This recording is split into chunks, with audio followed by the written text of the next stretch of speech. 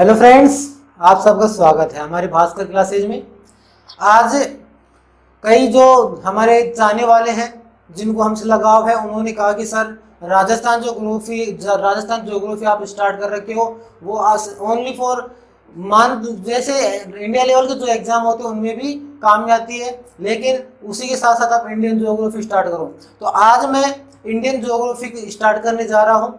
इसमें हम इंडिया के बारे में पढ़ेंगे, इंडिया की ज्योग्राफी के बारे में पढ़ेंगे, भूगोल के बारे में पढ़ेंगे। तो फ्रेंड्स, जितना होगा कोशिश करूंगा मैं आपको ज़्यादा से ज़्यादा सटीक बताने की कोशिश करूंगा। इंडिया की जितनी ज्योग्राफी है उसके बारे में ज़्यादा से ज़्यादा अच्छा और ज़्यादा से ज़्यादा सटीक, जिससे आप सभी को याद करने में आसानी हो। तो आज हमारा जो आज का टॉपिक है फ्रेंड्स, वो है भारत का भूगोल, इंडियन ज्योग्राफी। पहली बात तो ज्योग्राफी है उसका मीनिंग पता होना चाहिए कि ज्योग्राफी या भूगोल का अर्थ क्या होता है। तो फ्रेंड्स, जो भूगोल है, जो ज्योग्राफी है, ये एक यूनानी शब्द है। जो ज्योग्राफी है ये एक यूनानी शब्द है, अर्थात सर्वप्रथम जो भूगोल का जो विकास माना जाता है वो यूनान से माना जाता है। कि जो ज्योग्राफी है, भूगोल है, वो कहाँ से स्टार्ट हुई है? यूनान से स्टार्ट हुई है। और जो ज्योग्राफी है यह भी यूनानी शब्द है। ज्योग्राफी ये क्या है फ्रेंड्स? यूनानी शब्द है। जो ज्योग्राफी है ये दो वर्ड से मिला है। पहला तो क्या, एक तो है जियो, एक है जियो और दूसरा है ग्राफिया, GRA, ग्राफिया। दूसरा क्या है? ग्राफिया। तो जो ज्योग्राफी वर्ड है ये यूनान का शब्द है और ये दो यूनानी शब्दों से बना है। एक है जियो और दूसरा का है ग्राफिया। जो जियो है इसका मीनिंग होता है पृथ्वी। इसका क्या मीनिंग होता है? इसका अर्थ होता है पृथ्वी। और जो ग्राफिया है इसका अर्थ होता है लिखना या वर्णन करना। लिखना या वर्णन करना। तो जो ज्योग्राफी है उसकी डेफिनेशन क्या हो जाती है कि जितनी भी हमारी जो पृथ्वी है इसकी जो धरातल है, धरातल के बारे में, अर्थात इसमें क्या क्या खूबियां हैं, क्या क्या इसमें इंपॉर्टेंट बातें हैं, इसके महासागर, जल, थल, सबके बारे में, पृथ्वी के बारे में संपूर्ण जो वर्णन होता है, जो लिखना होता है उसके बारे में, वो क्या कहलाता है? वो ज्योग्राफी कहलाता है, अर्थात भूगोल कहलाता है। तो आज हम स्टार्ट कर रहे हैं इंडियन ज्योग्राफी, अर्थात भारत का भूगोल। तो इसमें हम पढ़ेंगे कि भारत है, जो हमारा इंडिया है, इसकी ज्योग्राफी, इसका जो भूगोल है वो क्या क्या है। तो हम जो पढ़ेंगे वो पढ़ेंगे भारत के भूगोल के बारे में, अर्थात भारत के जितने भी भूगोल है, जितनी भी भौगोलिक व्यवस्थाएं, प्रावस्थाएं हैं भारत की, उसके बारे में, कि जो भारत है उसकी स्थिति क्या है, भारत में जितने भी प्रवाह तंत्र है उनके बारे में पढ़ेंगे, मृदा पाई जाती है, उद्योग पाए जाते हैं, उन सब के बारे में मैं डिटेल से, मेरी कोशिश होगी उतनी, मैं जितना भी करूंगा वो भी कम ही करूंगा, लेकिन मेरी तरफ से पूर्ण मेहनत से आपको उपलब्ध कराऊंगा इंडियन ज्योग्राफी के बारे में सबसे अच्छा और सबसे सटीक रूप से। तो इसी टॉपिक को आगे बढ़ाते हुए, इंडियन ज्योग्राफी को आगे बढ़ाते हुए, सबसे पहले का जो टॉपिक है, फर्स्ट टॉपिक है, वो है भारत की स्थिति।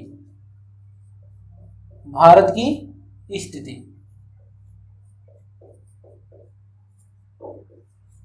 भारत की स्थिति के बारे में देखते हैं क्या, कि जो भारत है वो पृथ्वी में, अर्थात जो ग्लोब है, हमारा वर्ल्ड है, उसमें किस दिशा में व्यवस्थित है या स्थित है। तो भारत की स्थिति है उसके बारे में देखते हैं। तो फ्रेंड्स, ये एक तरह से हमारा ग्लोब होगा या पृथ्वी हो गई। ये क्या है? हमारी ग्लोब या पृथ्वी हो गई। तो हम सभी जानते हैं कि पृथ्वी के बीचों बीच क्या है? 0 डिग्री अक्षांश। 0 डिग्री अक्षांश। ये जो 0 डिग्री अक्षांश है इसके दो अन्य नाम है। एक तो है, इसको क्या कहा जाता है? भूमध्य रेखा।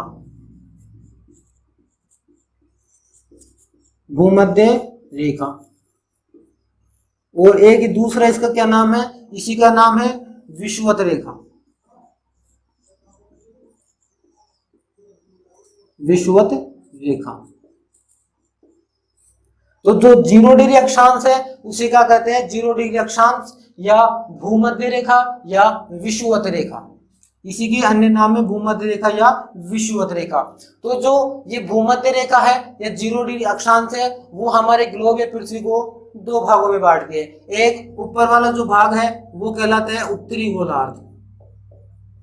ये क्या कहता है? उत्तरी गोलार्ध। और नीचे वाला जो पार्ट है वो कहलाता है दक्षिणी गोलार्ध।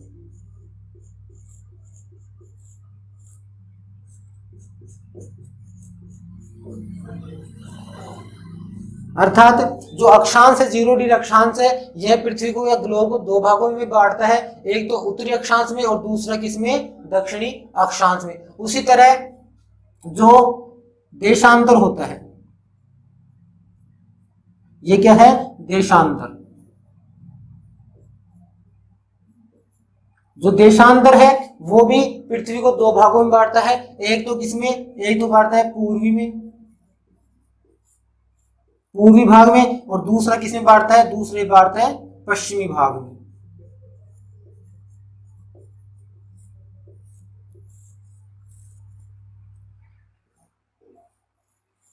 जो अक्षांश रेखा, अक्षांश है, 0 डिग्री अक्षांश है, वो उत्तरी गोलार्ध और दक्षिणी गोलार्ध में विभाजित करता है ग्लोब को, और जो देशांतर है वो पूर्वी भाग और पश्चिमी भाग में क्या करता है, इसको व्यवस्थित करता है, कि अर्थात इसको ग्लोब को दो भागों में बांटता है। तो अक्षांशीय दृष्टि से हम देखें तो हमारा जो इंडिया है वो यहाँ पे स्थित है, जो हमारा इंडिया है वो यहाँ पर स्थित है। अर्थात अक्षांशीय दृष्टि से हमारा जो इंडिया है उसकी क्या दिशा है, वो कहाँ पर स्थित है, तो अक्षांशीय दृष्टि से जो इंडिया है, हमारा जो भारत है, वो उत्तरी गोलार्ध में स्थित है। किसमें, उत्तरी गोलार्ध में।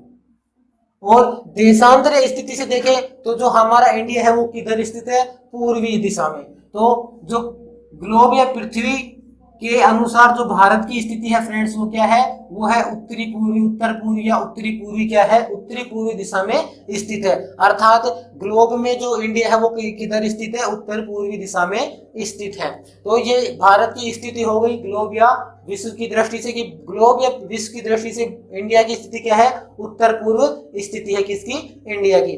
नेक्स्ट हम पढ़ेंगे जो हमारी अक्षांश है और देशांतर है इनके बारे में, कि ये अक्षांश रेखाएं क्या होती है और देशांतर रेखाएं क्या होती हैं, इनके बारे में।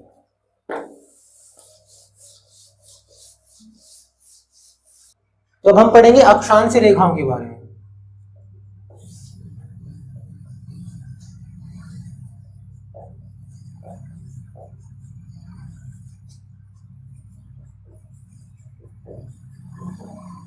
अक्षांशीय रेखाएं, तो फ्रेंड्स हमने पढ़ लिया 0 डिग्री अक्षांश है, भूमध्य रेखा, विषुवत रेखा क्या होती है, कि वो इंडिया जो हमारा ग्लोब है उसको दो पार्ट में विभाजित करते हैं, उत्तरी गोलार्ध में और दक्षिणी गोलार्ध में। तो अक्षांश रेखा क्या होती है, तो फ्रेंड्स ये हमारा ग्लोब है, ये हमारा 0 डिग्री अक्षांश, 0 डिग्री अक्षांश, इसी का नाम है भूमध्य रेखा और इसी का नाम है विषुवत रेखा, इसी का नाम है क्या, भूमध्य रेखा और विषुवत रेखा। तो जो अक्षांश रेखाएं क्या होती हैं, जो हमारा अक्षांश है, 0 डिग्री अक्षांश है, इसके समानांतर खींची जाती हैं काल्पनिक रेखाएं। जो ये अक्षांश रेखा है इनकी मुख्य विशेषता क्या है, हम पढ़ेंगे अक्षांश रेखाओं के बारे में और देशांतर रेखाओं के बारे में। इन दोनों में जो इंपॉर्टेंट वो क्या है, कि ये दोनों ही क्या है, काल्पनिक रेखाएं हैं। जो अक्षांश रेखाएं हैं और देशांतर रेखाएं वो क्या है, काल्पनिक रेखाएं हैं। तो अक्षांश जो रेखा है इनकी परिभाषा क्या हो गई, कि अक्षांश के अर्थात अक्षांश के समानांतर 0 डिग्री अक्षांश या भूमध्य रेखा, भूमध्य रेखा, भूमध्य रेखा के या 0 डिग्री अक्षांश के समानांतर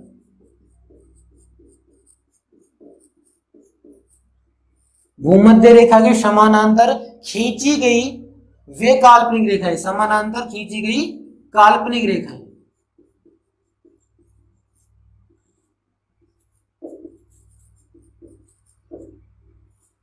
अर्थात भूमध्य रेखा के समानांतर खींची गई वे काल्पनिक रेखाएं जो उत्तर से दक्षिण, जो क्या, उत्तर से दक्षिण, उत्तर से दक्षिण, उत्तर से दक्षिण की क्या करती हैं, कोणात्मक दूरी तय करती है।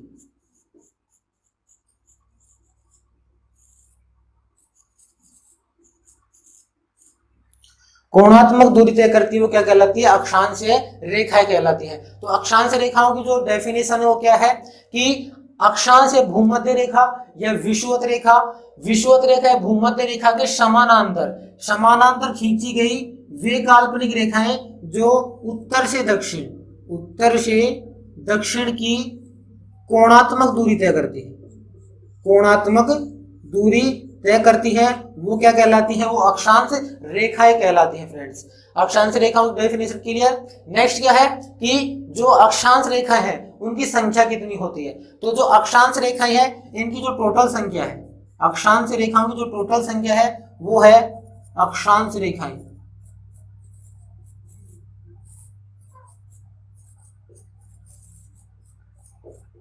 जो अक्षांश रेखाओं की जो टोटल संख्या है वो कितनी है, वो है 179, 179। अर्थात आपसे एग्जाम में पूछ रहे हैं कि अक्षांश रेखाएं कितनी है, तो अक्षांश रेखाओं की कुल कितनी संख्या है, 179 अक्षांशीय रेखाएं हैं। नेक्स्ट जो अक्षांशीय रेखाएं होती हैं इनका महत्व क्या क्या है। तो जो अक्षांशीय रेखाएं हैं इनके महत्व दो हैं। एक तो क्या है, जो अक्षांशीय रेखाएं होती हैं वो दो स्थानों के मध्य की दूरी ज्ञात करने के लिए काम में आती हैं। पहला तो क्या, दो स्थानों के मध्य की दूरी।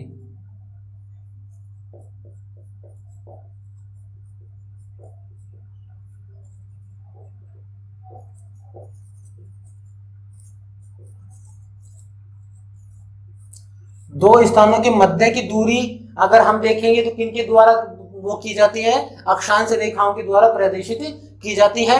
और 1 डिग्री अक्षांश बराबर 1 डिग्री अक्षांश बराबर होता है 111 किलोमीटर। 1 डिग्री अक्षांश बराबर कितना होता है, 111 किलोमीटर होता है। तो पहला अक्षांश रेखाओं का महत्व क्या हो गया कि अक्षांश रेखाओं दो स्थानों के मध्य की दूरी ज्ञात करने में काम में ली जाती है या उपयोग में आती है। दूसरा क्या कि ये जो अक्षांश रेखाएं हैं तो दो अक्षांश रेखाओं के मध्य कटिबंध का पता लगाने के लिए, कटिबंधों का क्या पता लगाने के लिए, अर्थात दो अक्षांश है जैसे 1 डिग्री अक्षांश और 2 डिग्री अक्षांश, इनके मध्य क्या कटिबंध का पता लगाने के किनका उपयोग किया जाता है, अक्षांश रेखाओं का उपयोग किया जाता है। तो ये हो गया फ्रेंड्स कंप्लीटली किसके बारे में, अक्षांश रेखाओं के बारे में और उनसे संबंधित जो जो भी इफेक्ट थे उनके बारे में। पहला तो क्या अक्षांश रेखाएं क्या होती हैं, अक्षांश रेखाएं जो होती है जो अक्षांश के समानांतर अर्थात भूमध्य रेखा के समानांतर ये काल्पनिक रेखाएं हैं। इंपॉर्टेंट ये क्या है, काल्पनिक रेखाएं हैं जो कि उत्तर से दक्षिण की तरफ की कोणात्मक दूरी को तय करती हैं। टोटल जो अक्षांश रेखाएं उनकी संख्या कितनी है, तो जो टोटल अक्षांश रेखाएं हैं उनकी संख्या कितनी है, 179 इनकी टोटल संख्या है।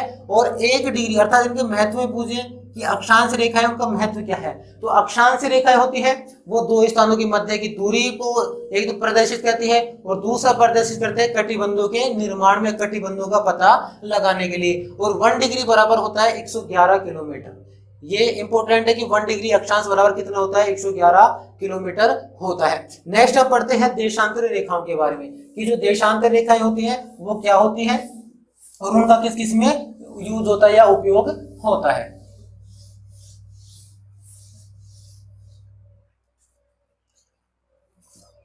देशांतर रेखाएं,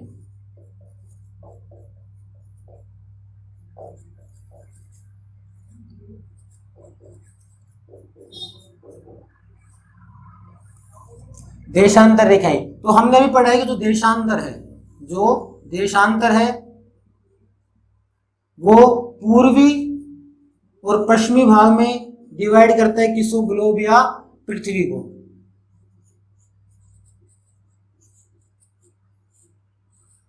जो देशांतर है वो किसमें, पूर्वी और पश्चिमी में क्या करता है, डिवाइड करता है देशांतर। जिस प्रकार 0 डिग्री अक्षांश के दो नाम थे, एक तो उसको भूमध्य रेखा के नाम से जाना जाता है और दूसरा उसको जाना जाता है किसके, विषुवत रेखा के नाम से। उसी तरह जो देशांतर रेखा है इसके भी अन्य नाम है, एक तो इसका नाम है ग्रीनविच रेखा, ग्रीनविच रेखा। इसका एक अन्य नाम है वो है यामोत्तर रेखा।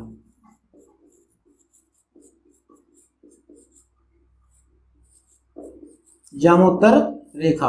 एक नेक्स्ट नेम है इसका वो है प्रधान मध्याह्न रेखा। तो देशांतर के 3 नए अलग अलग नाम है। इसको ग्रीनविच रेखा के नाम से जाना जाता है, इसको यामयोत्तर रेखा के नाम से जाना जाता है और इसको प्रधान मध्याह्न रेखा के नाम से भी जाना जाता है। तो देशांतर है वो पूर्वी और पश्चिमी भाग में ग्लोब को क्या करता है, डिवाइड करता है। तो अब देशांतर रेखाओं की परिभाषा किस प्रकार हो गई कि वे काल्पनिक रेखाएं, अर्थात वे काल्पनिक रेखाएं जो, ये हमारा हो गया भूमध्य रेखा, तो भूमध्य रेखा के लंबवत, भूमध्य की रेखा के लंबवत,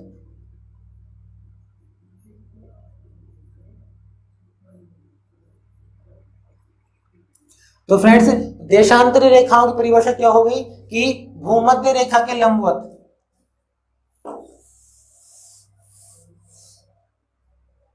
देशांतरी रेखाओं की परिभाषा कि भूमध्य रेखा के लंबवत खींची गई क्या काल्पनिक रेखाएं,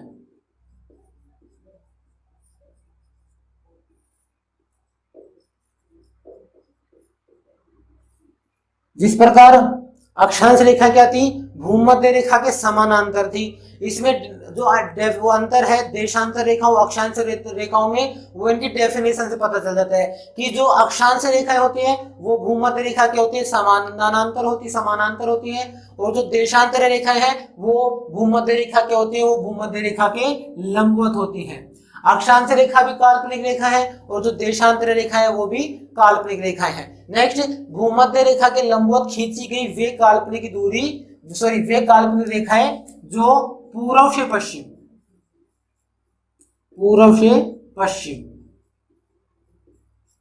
पश्चिम की क्या करती है, कोणात्मक दूरी तय करती है,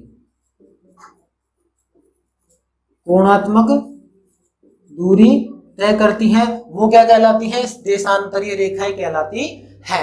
तो अक्षांश रेखा और देशांतर रेखा की जो डेफिनेशन है, इनमें इनके अंतर है और इनमें इनकी क्या है, इनकी समानता है। क्या क्या कि जिस प्रकार अक्षांश रेखाएं हैं वो भूमध्य रेखा क्या है, समानांतर है, उसी प्रकार जो देशांतर रेखाएं हैं वो क्या है, भूमध्य रेखा क्या है, लंबवत है, भूमध्य रेखा के लंबवत है। ये अंतर हो गया। नेक्स्ट क्या इनमें समानता क्या है कि ये दोनों क्या है, काल्पनिक रेखा है, अक्षांश रेखाएं भी काल्पनिक है और देशांतर रेखाएं भी क्या है, काल्पनिक है। नेक्स्ट जो क्या है कि जो अक्षांश रेखा है वो उत्तर से दक्षिण की साइड कोणात्मक दूरी तय करती है, जबकि जो देशांतर रेखा है वो पूर्व से पश्चिम की ओर क्या करते हैं, कोणात्मक दूरी तय करती है। तो ये होगा इनकी डेफिनेशन। और आपसे कुल देशांतर रेखाएं पूछे कि कुल देशांतर रेखाएं कितनी है,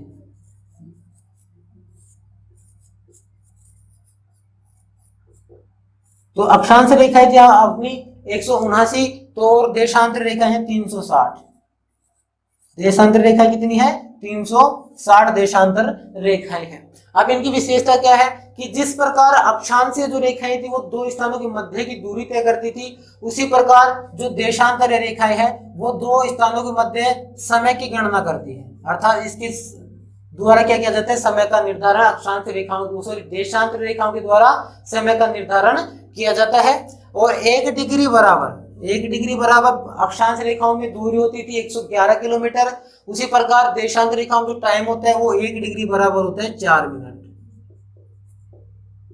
1 डिग्री बराबर 4 मिनट क्या होता है, अक्षांश देशांतर 1 डिग्री देशांतर बराबर 4 मिनट और 1 डिग्री अक्षांश बराबर 111 किलोमीटर। तो ये इनके बारे में डेफिनेशन है। और देशांतरीय रेखाएं और अक्षांश रेखाओं के बारे में क्या है, जो महत्वपूर्ण इफेक्ट है वो है। और इनके जो ये नाम है इनमें भी कंफ्यूजन हो जाते हैं, तो इनके नाम को भी याद करना इंपॉर्टेंट है फ्रेंड्स। क्या क्या कि जिस प्रकार अक्षांश रेखाओं क्या कहा जाता है, कि भूमध्य रेखा कहा जाता है और एक क्या कहा जाता है, विषुवत रेखा। उसी प्रकार देशांतर को ग्रीनविच रेखा के नाम से जाना जाता है, यामोत्तर रेखा के नाम से जाना जाता है और प्रधान मध्याह्न रेखा के नाम से जाना जाता है। और भारत में हम बात करें तो भारत में जो देशांतर रेखा है 22.5 डिग्री 82 डिग्री जो देशांतर रेखा है, पूर्वी देशांतर रेखा, पूर्वी देशांतर, तो भारत में जो समय की गणना की जाती है वो 82 डिग्री पूर्वी देशांतर के रूप में की जाती है, पूर्वी 82 डिग्री पूर्वी देशांतर से की जाती है, भारत में समय की गणना की जाती है। और ये जो रेखा है ये इलाहाबाद के नैनी स्थान से निकलते हैं,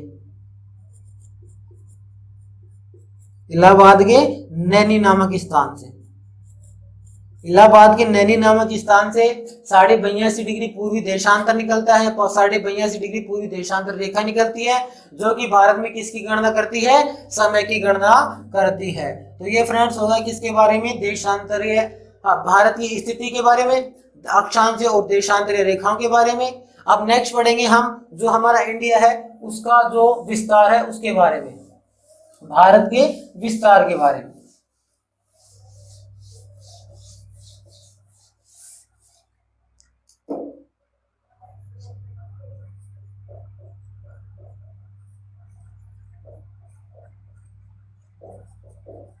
भारत का विस्तार, तो भारत का विस्तार देखें तो भारत के विस्तार दो प्रकार से, एक तो अक्षांशीय विस्तार देखेंगे,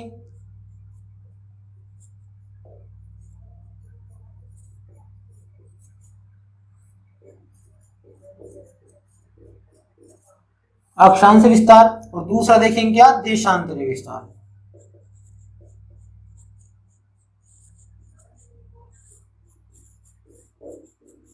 अक्षांशीय विस्तार और देशांतरीय विस्तार के बारे में।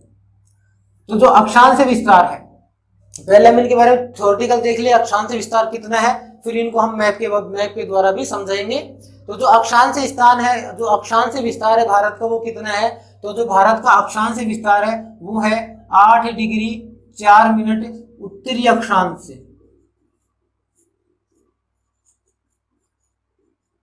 उत्तरी अक्षांश से 8 डिग्री 4 मिनट उत्तरी अक्षांश से 37 डिग्री 6 मिनट उत्तरी अक्षांश। ये क्या है, भारत का क्या है, अक्षांशीय विस्तार है। जो 8 डिग्री 4 मिनट उत्तरी अक्षांश और 37 डिग्री 6 मिनट उत्तरी अक्षांश है, ये है दक्षिणतम बिंदु। जो 8 डिग्री 4 मिनट है ये क्या है, दक्षिणतम बिंदु, और ये है तमिलनाडु का कन्याकुमारी, तमिलनाडु का कन्याकुमारी।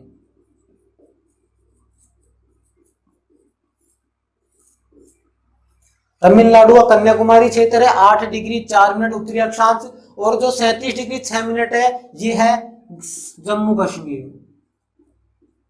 जम्मू कश्मीर में क्या, 8 डिग्री 6 मिनट उत्तरी अक्षांश। और ये जो दोनों क्षेत्र है, दोनों स्थान है, इनके मध्य की जो दूरी है, इनके मध्य की जो दूरी है वो है 3214 किलोमीटर, 3214 किलोमीटर इन दोनों, अर्थात जो भारत का दक्षिण बिंदु है, जो भारत का दक्षिण बिंदु है 8 डिग्री 4 मिनट उत्तरी अक्षांश से, और उत्तरी बिंदु है 37 डिग्री 6 मिनट उत्तरी अक्षांश, इनके मध्य की दूरी क्या है, 3214 अर्थात 3214 किलोमीटर है।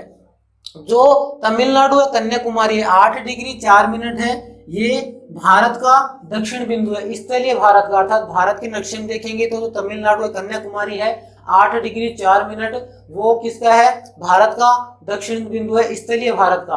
उस और वैसे देखें कि भारत का सबसे दक्षिणतम बिंदु क्या कौन सा है, तो भारत का जो सबसे दक्षिणतम बिंदु है, भारत का जो सबसे दक्षिणतम बिंदु है वो है ग्रेट निकोबार में,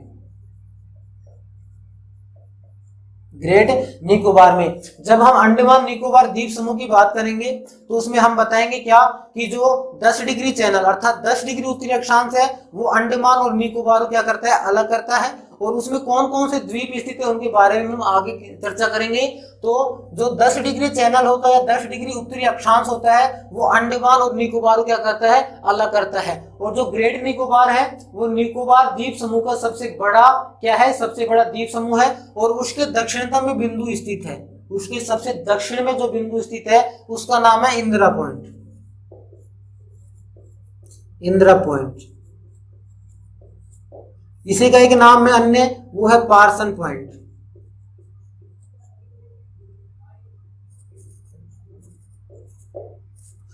तो जो भारत का स्थलीय जो देखें, अगर भारत के नक्शे में देखें तो सबसे नीचे तमिलनाडु आता है, तमिलनाडु का कौन सा है, कन्याकुमारी 8 डिग्री 4 मिनट उत्तरी अक्षांश है।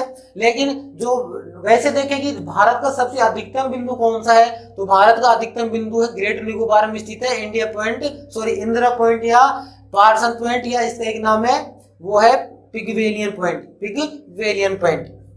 ये जो ग्रेट निकोबार में ये जो सबसे दक्षिणतम बिंदु है ये है 6 डिग्री 45 मिनट। ये किस कहाँ पर स्थित है? 6 डिग्री 45 मिनट के ऊपर स्थित है। और जो वो दक्षिणतम बिंदु इंडिया का वो क्या है? 8 डिग्री 4 मिनट तमिलनाडु का कन्याकुमारी, कन्याकुमारी स्थान। इनकी मध्य की दूरी कितनी है? 3214 किलोमीटर इनके मध्य की दूरी है।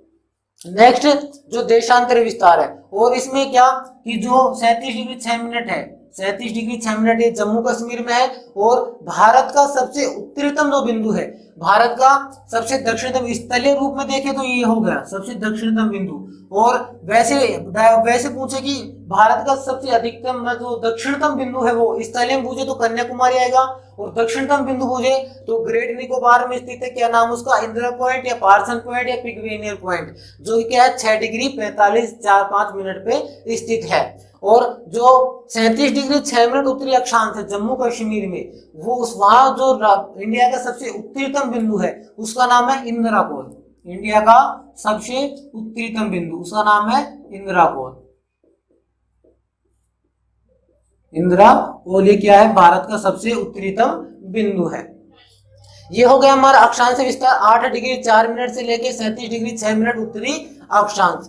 अब हम पढ़ते हैं देशांतरीय विस्तार के बारे में। तो राजस्थान का जो इंडिया का जो देशांतरीय विस्तार है वो कितना है? तो इंडिया का जो देशांतरीय विस्तार है वो है 68 डिग्री 7 मिनट पूर्वी देशांतर।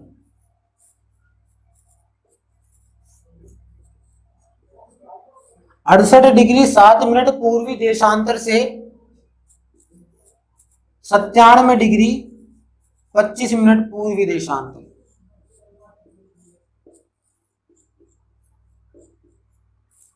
ये क्या है? देशांतर विस्तार है किसका? हमारे इंडिया का।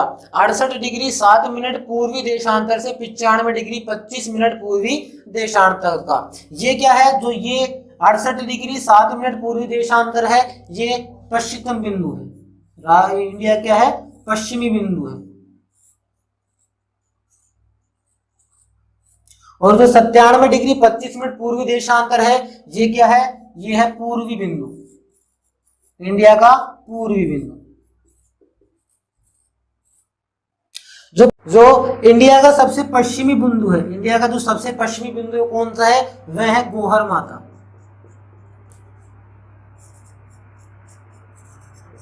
गोहर माता, और ये कहां पर है? गुजरात में,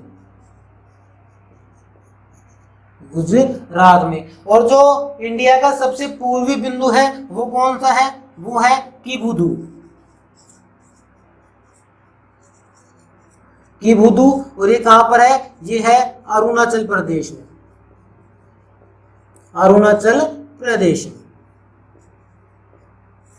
ये कहां पर है? अरुणाचल प्रदेश में। और भारत के पश्चिमी बिंदु और पूर्वी बिंदु के मध्य की जो दूरी है, मध्य की जो दूरी है वो है 2933 किलोमीटर। वो कितनी है? 2933 किलोमीटर है। तो ये क्या होगा फ्रेंड्स? अपना थ्योरेटिकल रूप होगा एक प्रकार देखिए तो ये क्या हो गया? अक्षांशीय विस्तार। हमारे भारत का जो विस्तार था उसका अक्षांशीय और देशांतरीय विस्तार हो गया थ्योरेटिकल रूप में। तो आप इसका स्क्रीनशॉट ले सकते हैं।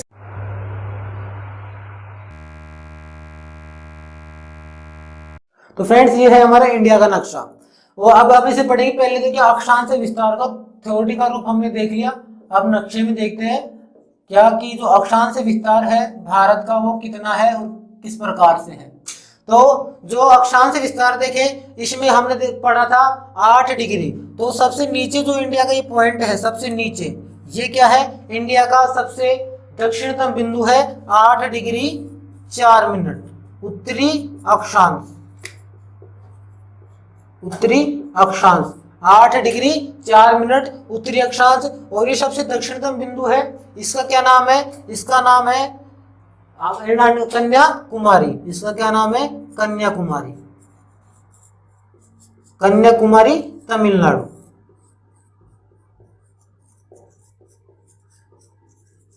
छोटी का रूप में अगर आपको याद नहीं हो तो आप एक मैप लो और मैप में इस तरह से दर्शा लो कि सबसे दक्षिणतम बिंदु ये है और ये कितना है? 8 डिग्री 4 मिनट है। और सबसे जो पूर्वी बिंदु है, सबसे उत्तरी बिंदु है, वो ये है इंडिया का क्या 37 डिग्री, कितना है 37 डिग्री, जो उत्तरी बिंदु है 37 डिग्री 6 मिनट, उत्तरी अक्षांश, उत्तरी अक्षांश है 37 डिग्री 6 मिनट उत्तरी अक्षांश है। और इसका क्या नाम है, इसका नाम है इंदिरा कोल, इंदिरा कोल।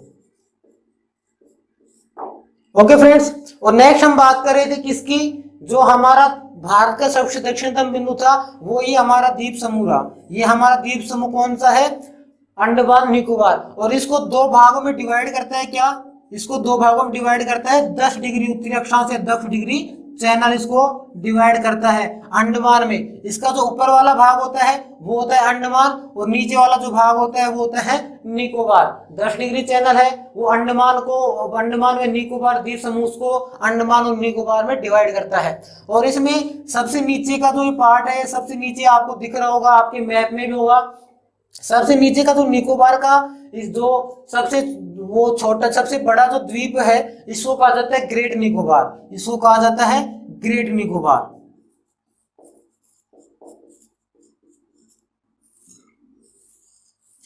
और ग्रेट निकोबार में ही क्या है सबसे दक्षिणतम स्थलीय में देखें, अगर स्थलीय में पूछे तो ये हो गया कन्याकुमारी, और वैसे पूछे कि सबसे दक्षिणतम है तो ग्रेट निकोबार में है जिसका नाम है Indira point, Indira point, Indira point. इसी का नेक्स्ट नेम है पार्सन पॉइंट, और इसी का जो नेक्स्ट नेम है वो है पिग्मेलियन पॉइंट, पिग्मेलियन पॉइंट। इसी का है जो कहां पर स्थित है, ग्रेट निकोबार में स्थित है यहां पर। और जो सबसे उत्तरी बिंदु है उसका नाम है इंदिरा कोल, जो कि कहां पर स्थित है, जम्मू कश्मीर में स्थित है, 37 डिग्री 6 मिनट उत्तरी अक्षांश। और इन दोनों के मध्य की जो दूरी है, इन दोनों के मध्य की जो दूरी है वो कितनी है, वो है 3214 किलोमीटर। वो कितनी है, 3214 किलोमीटर है। किसकी, उत्तरी बिंदु और दक्षिण बिंदु के बीच की मध्य की दूरी। तो ये है हमारा क्या अक्षांशीय विस्तार है। और जो देशांतर विस्तार है वो क्या है कि सबसे जो पश्चिमी बिंदु है, सबसे पश्चिमी बिंदु इधर गुजरात की साइड सबसे पश्चिमी जो बिंदु है इसका क्या नाम है, जो सबसे पश्चिमी बिंदु है वो है गोहर माता, गोहर माता। और कहां पर है ये, गुजरात में, गोहर माता गुजरात में स्थित है। और ये कितना है, कितना पूर्व देशांतर है, ये है 68 डिग्री 7 मिनट पूर्वी देशांतर, 68 डिग्री 7 मिनट पूर्वी देशांतर कौन सा है, गोहर माता या गोहर माता गुजरात में। और जो पूर्वी है, जो पूर्वी है वो अरुणाचल प्रदेश में है, और अरुणाचल प्रदेश में क्या नाम है उसका, किबुधु, किबुधु, अरुणाचल प्रदेश, अरुणाचल प्रदेश किबुधु। और ये है 97 डिग्री 25 मिनट पूर्वी देशांतर, पूर्वी देशांतर। ठीक फ्रेंड्स, और इनके मध्य की दूरी, इन दोनों, ये जो दोनों पश्चिमी और पूर्वी जो बिंदु है इन दोनों के मध्य की जो दूरी है वो है 2933 किलोमीटर। वो कितनी है, 2933 किलोमीटर है। यहाँ पर नक्शे में आप ये भी लिख लेना कि ये क्या है, सबसे स्थलीय सबसे दक्षिणतम बिंदु है कन्याकुमारी 8 डिग्री 4 मिनट। और वैसे कौन सा है, ग्रेट निकोबार में स्थित इंदिरा कोल भारत का सबसे दक्षिणतम बिंदु है। तो इस प्रकार आप मैप में ये नोट करके लिखोगे तो आपको याद करने में बहुत ही ज्यादा आसानी होगी। तो आप मैप में भी इस प्रकार से जो हमारा इंडिया का जो विस्तार है, भारत का जो विस्तार है उसको थ्योरी का रूप में ना देके यहाँ पर नाम भी लिख सकते हो कि ये क्या है, कन्याकुमारी है तमिलनाडु में, ये क्या है, ये इंदिरा कोल है सबसे पूर्वी बिंदु इंदिरा कोल, और ये गुजरात में है गोहर माता, और ये क्या है, किबुधु है अरुणाचल प्रदेश में। तो इस प्रकार ये है हमारे भारत का विस्तार है कि उत्तरी अक्षांश कितना है और देशांतर अक्षांश, अक्षांश विस्तार और देशांतर विस्तार कितना है इंडिया का, वो है। अब हमने पढ़ लिया राजस्थान भारत की स्थिति पढ़ ली, भारत का हमने विस्तार पढ़ लिया। अब हम पढ़ेंगे भारत की सीमाओं के बारे में, भारत की सीमा। जो भारत की सीमा है इसको फ्रेंड दो भागों में डिवाइड किया गया है, एक तो तटीय सीमा में, तटीय सीमा, और दूसरा क्या गया है स्थलीय सीमा में, स्थलीय सीमा। तटीय सीमा अर्थात जो हमारा दक्षिण भारत है, जिसमें हमारा दक्षिणतम भारत आता है, जिसके दोनों साइड, ये हमारा दक्षिणतम भारत आता है, इसके इधर क्या है हमारा अरब सागर, और इधर है हमारा बंगाल की खाड़ी, अरब सागर और बंगाली खाड़ी है। तो इसके समीप के जो स्थान हो गए, ये जो तटीय प्रदेश हो गए, जैसे गुजरात है, महाराष्ट्र है, गोवा है, कर्नाटक है, केरल है, इसके बाद तमिलनाडु, आंध्र प्रदेश, उड़ीसा और पश्चिमी बंगाल, ये जो 6 तटीय क्षेत्र है, तटीय प्रदेश है, तटीय राज्य है भारत के, उनके वो जो सीमा बनाते हैं अरब सागर से, पश्चिमी बंगाल से, नीचे है हिंद महासागर, इनसे जो सीमा बनाते हैं उनको तटीय सीमा के अंतर्गत रखा गया है। और स्थलीय सीमा के अंतर्गत जो भारत अपने देशों से लगाता है, पड़ोसी देशों से, पाकिस्तान से, चीन से, नेपाल से, भूटान से, म्यांमार से और बांग्लादेश से, उनके बारे उसके अंतर्गत स्थलीय सीमा के अंतर्गत आती है। तटीय सीमा है उसको भी दो भागों में डिवाइड किया गया है, एक तो जो मुख्य भूमि है, मुख्य भूमि है अर्थात जो हमारे तटीय जो क्षेत्र है उनकी जो मुख्य भूमि है उसमें, और एक जो इंडिया के जो द्वीप है, द्वीपीय भूमि, एक किया गया है मुख्य भूमि में और एक किया गया है द्वीपीय भूमि के अंदर इसको डिवाइड किया गया है। तो भारत की जो टोटल जो सीमा है, जो कि अन्य देशों से लगती है और तटों से लगती है और द्वीपीय भूमि, इसकी जो टोटल भूमि है भारत की, जो टोटल जो सीमा है वो कितनी है, वो है 22,716.6 किलोमीटर, 22,716.6 किलोमीटर भारत की क्या है टोटल सीमा है, कुल सीमा है। उसको दो भागों में डिवाइड किया, अर्थात 22,716.6 को हमने दो भागों में डिवाइड किया, तटीय सीमा और स्थलीय सीमा में। जो तटीय सीमा है वो कितनी है, वो है 7516.6 किलोमीटर, वो कितनी है 7516.6 किलोमीटर है। और जो स्थलीय सीमा है वो कितनी है 22,716.6 में से 7,516.6 हम माइनस कर देंगे, तो जो स्थलीय सीमा है वो आ जाएगी, वो है 15,200 किलोमीटर। तो यहां से डायरेक्ट एक क्वेश्चन क्या है कि भारत की सर्वाधिक सीमा कौन सी है, मुख्य भूमि सीमा, द्वीपीय भूमि सीमा, तटीय सीमा, स्थलीय सीमा। तो भारत की जो सबसे अधिक सीमा है, सर्वाधिक सीमा, वो कौन सी है, स्थलीय सीमा है, अर्थात तटों को छोड़कर जो भारत है अन्य देशों से ज्यादा सीमा लगाता है। तटीय सीमा को हमने दो भागों में डिवाइड किया, मुख्य भूमि में और द्वीपीय भूमि में। तो मुख्य भूमि कितनी है, वो है 6,100 किलोमीटर, 6,100 किलोमीटर क्या है इसकी मुख्य भूमि है। और मुख्य भूमि में से हम तटीय सीमा डिवाइड कर देंगे, वो माइनस कर देंगे, जो द्वीपीय भूमि है वो आ जाएगी 1416.6 किलोमीटर, 6 किलोमीटर। इसमें तो फ्रेंड्स अगर आपको कोई सी भी तीन याद है, कोई सी भी आपको तीन याद है, तो आप अन्य को याद करने में कोई दिक्कत नहीं होगी। जैसे आपको मुख्य भूमि, द्वीपीय भूमि और स्थलीय सीमा के बाद याद है, तो इन दोनों को हम जोड़ देंगे, तटीय सीमा आ जाएगी, और तटीय सीमा स्थलीय सीमा को जोड़ देंगे तो टोटल भारत की सीमा आ जाएगी। अगर आपको द्वीपीय भूमि याद नहीं है, तटीय सीमा, मुख्य भूमि और स्थलीय सीमा है, तो भी आप टोटल सीमा का पता लगा सकते हो। तो इस प्रकार भारत की जो सीमा है उसको डिवाइड किया गया है। तो फ्रेंड्स ये इसका आप स्क्रीनशॉट ले सकते हो, जिस प्रकार भारत की सीमा है इसका स्क्रीनशॉट ले सकते हो। तो ये भारत की सीमा है, इसका आपने स्क्रीनशॉट ले लिया होगा। आपको जितना भी मैंने पढ़ाया वो उम्मीद करता हूँ कि बहुत अच्छे से समझ में आया हो। फ्रेंड्स मैंने मेरी तरफ से बहुत ज्यादा मेहनत की है और आपको सबसे अच्छा, सबसे सटीक समझाने की कोशिश की है। तटीय सीमा,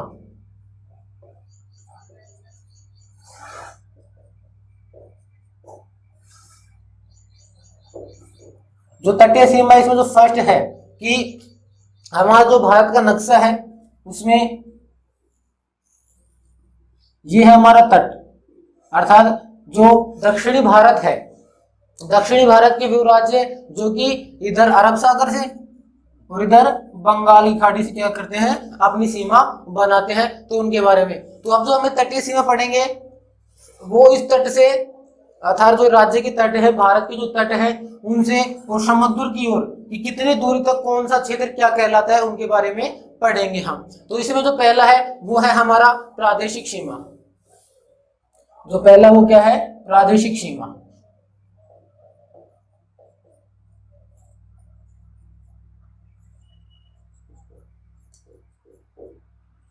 प्रादेशिक सीमा, प्रादेशिक सीमा क्या होती है कि जो हमारा तट है, हमारा जो तट है, ये जो हमारा तट है इंडिया का जो दक्षिणी भाग है, इस तट से कितनी दूरी का क्षेत्र, 12 समुद्री मील। कितना, 12 समुद्री मील।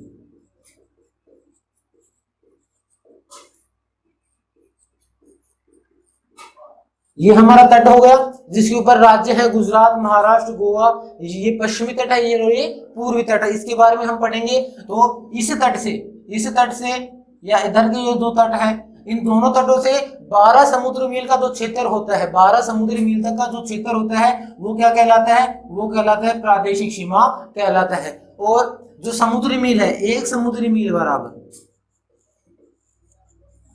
एक समुद्री मील बराबर होता है 1.8 मील। अर्थात एक समुद्री जो मील होता है वो स्थलीय मील कितना होता है, 1.8 मील स्थलीय मील होता है। अर्थात स्थल में 1.8 मील, समुद्र का 1 मील के बराबर होता है। तो प्रादेशिक सीमा क्या होती है कि तट से, समुद्री तट से, अर्थात राज्यों का जो तट है, ये जो राज्य लग रहे हैं पश्चिमी तट और पूर्वी तट में, इन तटों से 12 समुद्री मील का जो क्षेत्र होता है वो प्रादेशिक सीमा के अंतर्गत आता है। तो तटीय सीमा में हमारा फर्स्ट है प्रादेशिक सीमा। और प्रादेशिक सीमा क्या होता है कि जो हमारा तट है, तट से 12 समुद्री मील तक का जो क्षेत्र होता है वो क्या कहलाता है, वो प्रादेशिक सीमा कहलाता है। नेक्स्ट है, ये जो प्रादेशिक सीमा है इसमें जो भी संसाधन पाए जाते हैं, जो भी महत्वपूर्ण संसाधन पाए जाते हैं, उसके ऊपर पूर्ण अधिकार होता है किसका, केंद्र सरकार का। केंद्र सरकार का क्या होता है, पूर्ण अधिकार होते हैं 12 समुद्री मील अर्थात प्रादेशिक सीमा में जो भी संसाधन पाए जाते हैं उनमें 12 मील तक वाले क्षेत्र में। तो ये है हमारा प्रादेशिक सीमा। इसी प्रकार जो हमारा नेक्स्ट है वो है संलग्न क्षेत्र। नेक्स्ट हमारा वो है संलग्न क्षेत्र, संलग्न सीमा।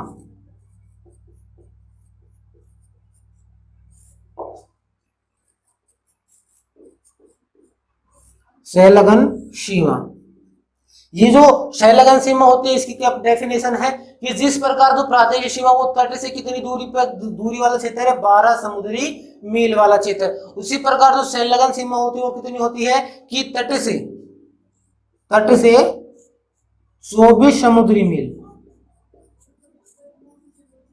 24 समुद्री मील का जो क्षेत्र होता है वो क्या कहलाता है, वो संलग्न क्षेत्र कहलाता है। ये 12 समुद्री मील और ये जो संलग्न सीमा है वो कितना, 24 समुद्री मील। और एक समुद्री मील बराबर कितना होता है, 1.8 मील होता है। जिस प्रकार इस जो प्रादेशिक सीमा है इसमें पूर्ण अधिकार, इसमें जो संसाधन पाए जाते हैं उसमें पूर्ण अधिकार केंद्र सरकार का होता है, उसी लगा जो संलग्न सीमा है इसके अंदर क्या हो जाता है, इसके अंदर सीमा शुल्क आरंभ हो जाता है। समुद्र का जो सीमा शुल्क है किसी भी देश का वो क्या हो जाता है, सीमा शुल्क आरंभ हो जाता है किसमें, संलग्न सीमा के अंदर आने के बाद। अर्थात कोई भी जो भी जहाज है जो अन्य देश से आ रहा है वो इस क्षेत्र में आते हैं उसके ऊपर सीमा शुल्क आरंभ हो जाएगा। तो तटीय सीमा फर्स्ट पार्ट है हमारा प्रादेशिक, सेकंड है हमारा संलग्न सीमा। इसके बाद जो नेक्स्ट है वो है अनन्य सीमा।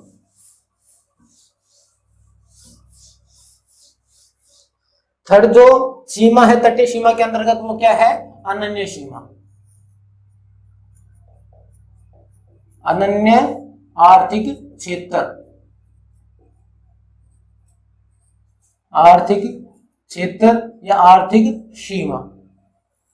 तो जो अनन्य आर्थिक क्षेत्र होता है वो कितना होता है, जिस प्रकार प्रादेशिक होता है 12 मील समुद्री मील, संलग्न क्षेत्र होता है 24 समुद्री मील, उसी प्रकार तट से 200 समुद्री मील,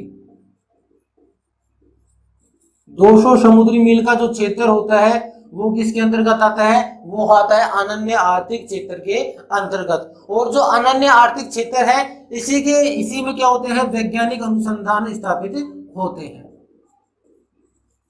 वैज्ञानिक अनुसंधान स्थापित होते हैं। वैज्ञानिक अनुसंधान किस में स्थापित होते हैं? अनन्य आर्थिक क्षेत्र में स्थापित होते हैं। चौथा है हमारा, चौथा और नेक्स्ट सब लास्ट है वो क्या है? उच्च सागर क्षेत्र। उच्च सागर क्षेत्र। जो उच्च सागर क्षेत्र होता है वो कौन सा होता है? कि तट से 200 समुद्री मील, 200 समुद्री मील से अधिक वाला जो क्षेत्र है, अर्थात 200 समुद्री मील तक का क्षेत्र क्या हो जाता है? अनन्य आर्थिक क्षेत्र। और उसके अलावा जो क्षेत्र बच जाता है, जो समुद्री क्षेत्र बच जाता है, वो क्या कहलाता है? उच्च सागर क्षेत्र के अंतर्गत आता है। तो इस प्रकार तटीय सीमा को हमने 4 भागों में डिवाइड किया। किस प्रकार से? एक बार इसको शॉर्ट रूप में देख लेते हैं। पहला तो है हमारा प्रादेशिक।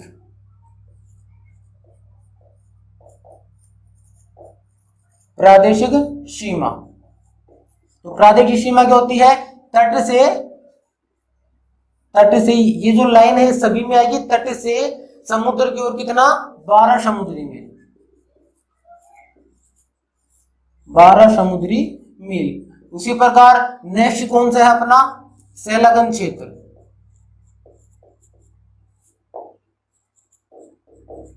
संलग्न क्षेत्र कितना होता है? 24 समुद्री मील।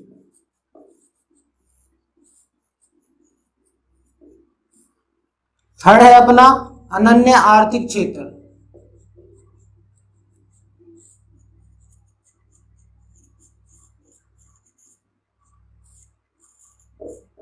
ये कितना होता है? तट से 200 समुद्री मील तक का क्षेत्र, 200 समुद्री मील तक का क्षेत्र। और चौथा है क्या? उच्च सागर क्षेत्र।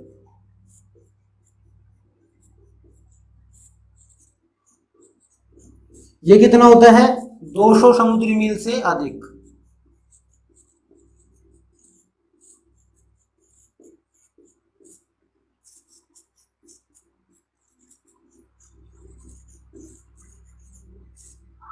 तो इस प्रकार तटीय सीमा को 4 भागों में डिवाइड किया है। और उनकी जो ड्यूरेशन है, उनकी जो लंबाई है, उनको क्या इस प्रकार से क्या है? तटीय सीमा है। आप इसका स्क्रीनशॉट भी ले सकते हो।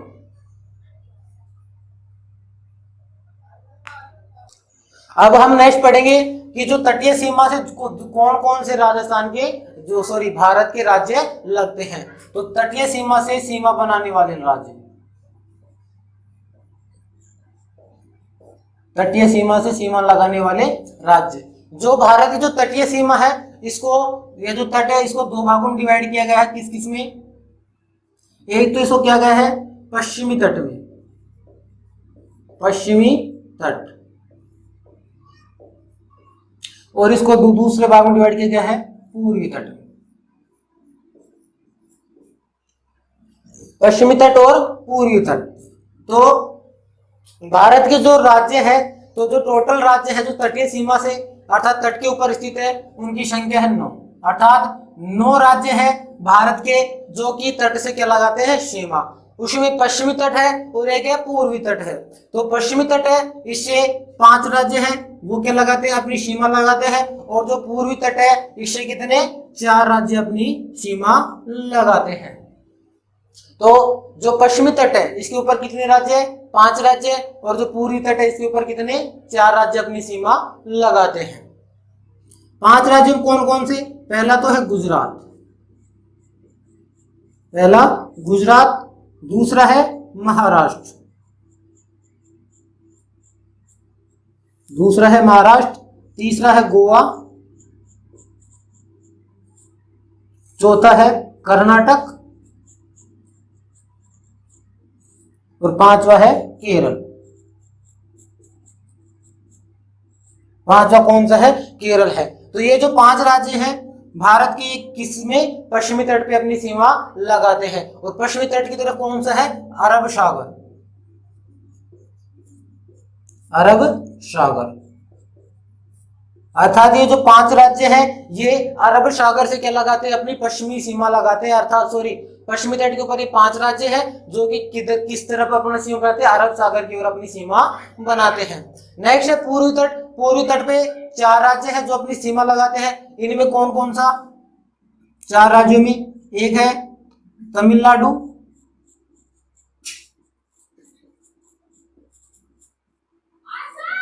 दूसरा है आंध्र प्रदेश,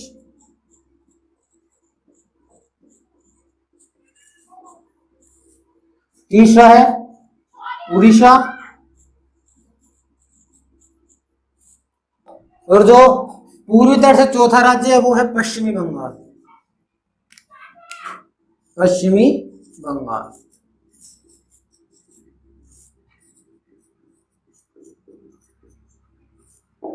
पश्चिमी बंगाल। तो इस प्रकार जो तटीय सीमा है उससे इंडिया के कितने टोटल 9 राज्य हैं वो क्या लगाते हैं, अपनी सीमा लगाते हैं। पश्चिमी तट के जो राज्य है वो 5 से कौन कौन से, एक है गुजरात जो कि सर्वाधिक सीमा लगाता है, सर्वाधिक सीमा, जो गुजरात है वो अपनी तटीय सर्वाधिक सीमा, इन 9 राज्यों में जो सर्वाधिक सीमा लगाता है तट से वो कौन सा राज्य है, गुजरात राज्य है। इसके बाद नेक्स्ट है महाराष्ट्र राज्य, और जो गुजरात राज्य जो गोवा है वो सबसे कम समुद्री अपनी क्या लगाता है, तटीय सीमा लगाता है, अरब सागर से लगाता है। और जो पूर्वी तट है ये किस साइड है, बंगाल की खाड़ी की साइड,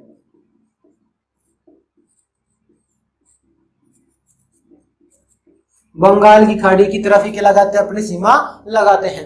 तो ये तो 5 राज्य हैं पश्चिमी तट की साइड जो अपनी सीमा लगाते हैं वो, और ये 4 राज्य हैं जो कि पूर्वी तट की तरफ क्या लगाते हैं, अपनी सीमा लगाते हैं। इनमें भी ये 2 इंपॉर्टेंट है, एक तो गुजरात और एक महाराष्ट्र। सर्वाधिक जो तटीय सीमा लगाता है वो गुजरात लगाता है, और सबसे कम जो तटीय सीमा लगाता है वो क्या, गोवा राज्य लगाता है, समुद्र से अर्थात तटों से अपनी सीमा लगाता है। तो आप इसका एक स्क्रीनशॉट भी ले लो।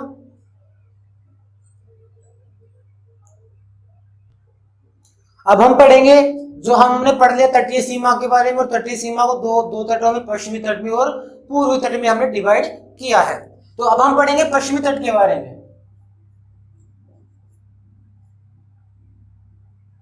पश्चिमी तट के बारे में कि जो पश्चिमी तट है उसके ऊपर कौन कौन से तट स्थापित है। पश्चिमी तट में कितने राज्य, हमारे 5 राज्य। कौन कौन से हमने पढ़ लिया, गुजरात, महाराष्ट्र, गोवा, कर्नाटक और केरल है।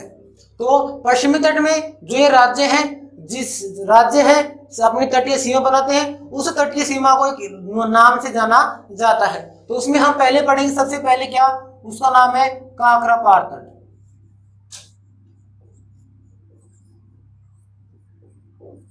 काकरापार तट, ये जो काकरापार तट है ये गुजरात राज्य क्या है, तटीय प्रदेश है, गुजरात राज्य का तटीय प्रदेश।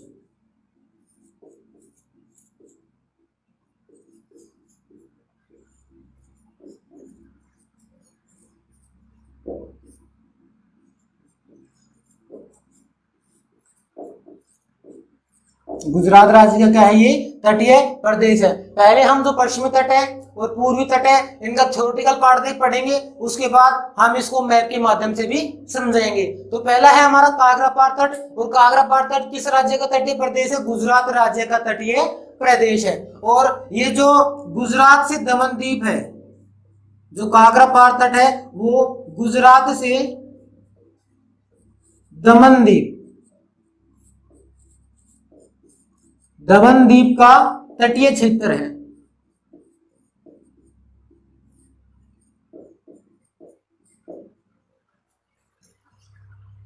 जो काकरापार तट है वो गुजरात से दमन द्वीप का क्या है, तटीय क्षेत्र है। अर्थात गुजरात राज्य से और दमन द्वीप तक का जो भी तटीय क्षेत्र है वो क्या है, काकरापार तट, और मुख्य रूप से गुजरात राज्य का क्या है, तटीय प्रदेश है। ये जो काकरापार तट है इसकी जो मुख्य विशेषता है वो क्या है कि इस जो काकरापार तट है इसके ऊपर भारत और पाक का एक विवाद है, भारत पाकिस्तान क्या है, विवाद है, भारत पाकिस्तान क्या है, विवाद है, जिसका क्या नाम है, सरक्रिक विवाद। सरक्रिक विवाद। ये जो सर्करिक विवाद है वो काकरापार तट पे है और भारत पाक के मध्य क्या है, विवाद है। और भारत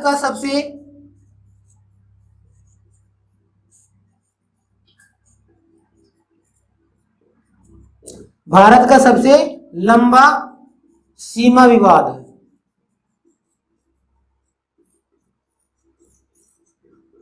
ये इसकी इंपॉर्टेंट है सर्करिक विवाद की, कि भारत पाक के मध्य में काकरापार तट का जो सर्करिक विवाद है वो भारत का सबसे लंबा क्या है, सीमा विवाद है। तो इस प्रकार है काकरापार तट। गुजरात राज्य का तटीय प्रदेश क्या है, काकरापार तट है। गुजरात से दमन द्वीप का एक क्या है, तटीय क्षेत्र है। और इसकी क्या है मुख्य विशेषता कि इसके ऊपर काकरापार तट के ऊपर भारत पाक सर्करिक विवाद है और भारत का सबसे लंबा क्या है, ये सीमा विवाद है। कौन सा, सर्करिक विवाद, जो कि काकरापार तट पर है।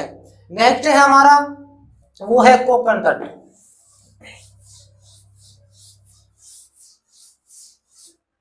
नेक्स्ट है सेकंड नंबर का, वो है कोंकण तट।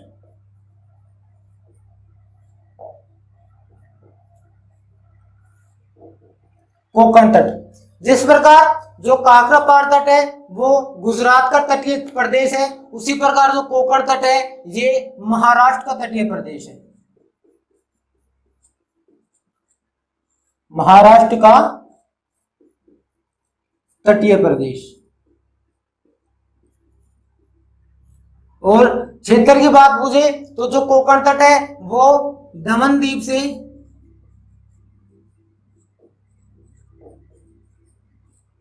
गोवा तक का क्या है, तटीय क्षेत्र है।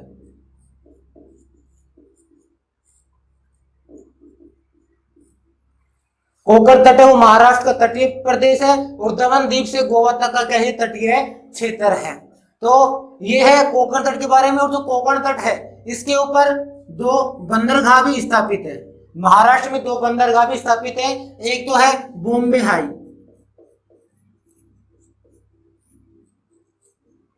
एक है बॉम्बे हाई बंदरगाह और दूसरा है वो है जवाहरलाल नेहरू बंदरगाह।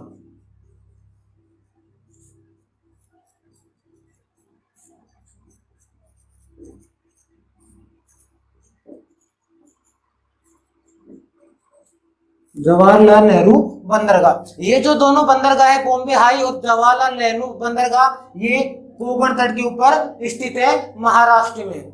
अब इनकी क्या मुख्य विशेषता है कि जो बॉम्बे हाई है, जो बॉम्बे हाई बंदरगाह है, इसके ऊपर भारत का सबसे अधिक पेट्रोल उत्पादित बंदरगाह है। यहाँ सर्वाधिक क्या है, पेट्रोलियम पदार्थ का क्या किया जाता है, उत्पादन किया जाता है। भारत में सर्वाधिक पेट्रोलियम पदार्थ का उत्पादन कहाँ किया जाता है, कोंकण तट पे, बॉम्बे हाई बंदरगाह पे, महाराष्ट्र राज्य में किया जाता है। और जो जवाहरलाल नेहरू बंदरगाह है इसकी मुख्य विशेषता क्या है कि जो जवाहरलाल नेहरू बंदरगाह है इसमें आधुनिकतम मशीनरी का उपयोग किया गया है। आधुनिकतम मशीनरी का उपयोग किया गया है इस बंदरगाह में। तो इस प्रकार ये हमारा कोंकण तट है। महाराष्ट्र का ये तटीय प्रदेश है और दमन द्वीप से गोवा तक का क्या है, ये तटीय क्षेत्र है। और कोंकण तट के ऊपर 2 बंदरगाह है, एक है बॉम्बे हाई बंदरगाह जो कि भारत में सर्वाधिक पेट्रोलियम के लिए क्या है, प्रसिद्ध है। दूसरा है हमारा जवाहरलाल नेहरू बंदरगाह जो कि आधुनिकतम मशीनरी के लिए क्या है, जाना जाता है। तो इस प्रकार ये हमारा कोंकण तट। नेक्स्ट है हमारा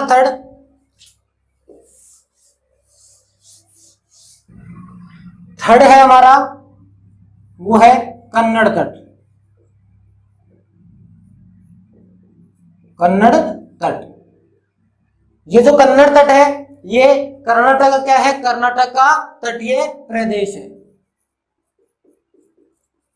कर्नाटक का तटीय प्रदेश। और इसका विस्तार कहां से कहां तक है, कहां का ये प्रदेश क्षेत्र है, तो जो कन्नड़ तट है वो गोवा से कर्नाटक के कर्नाटक के मंगलोर तक का क्या है, तटीय क्षेत्र है।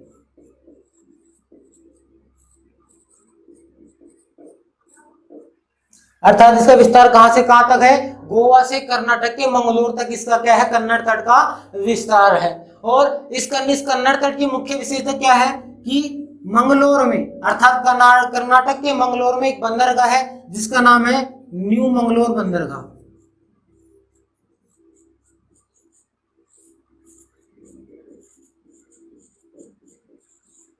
न्यू मंगलोर बंदरगाह है। और जो न्यू मंगलोर बंदरगाह है ये लोहे अयस्क के लिए प्रसिद्ध है।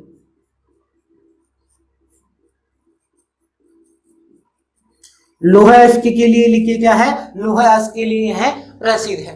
तो कन्नड़ तट है। एग्जाम में इसके संबंधित एक क्वेश्चन किस प्रकार से पूछे जा सकते हैं कि बॉम्बे हाई बंदरगाह है वो कहां पर स्थित है, तो वो कोंकण तट पर स्थित है, महाराष्ट्र में। उसी प्रकार की न्यू मंगलोर बंदरगाह वो कहां स्थित है, कन्नड़ तट के ऊपर स्थित है, कर्नाटक राज्य में। और यह लोहे अयस्क के लिए क्या है, ये लोहे अयस्क के लिए प्रसिद्ध है। और गोवा से कर्नाटक के मंगलोर तक का क्या है, ये कन्नड़ तट तटीय क्षेत्र है। गोवा से कर्नाटक के मंगलोर तक का जो एरिया है, तटीय जो एरिया है वो कन्नड़ तट के अंतर्गत आता है। अर्थात जो कन्नड़ तट का जो विस्तार है वो गोवा से कर्नाटक के मंगलोर तक का विस्तार है। तो इस प्रकार ये थर्ड है हमारा कन्नड़ तट। और जो हमारा फोर्थ है और सबसे लास्ट है वो है मालाबार तट। जो हमारा फोर्थ है वो क्या है, मालाबार तट।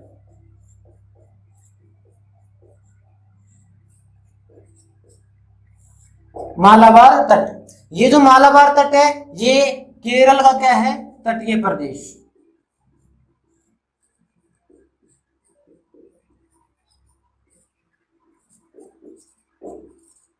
केरल का क्या है, ये तटीय प्रदेश है।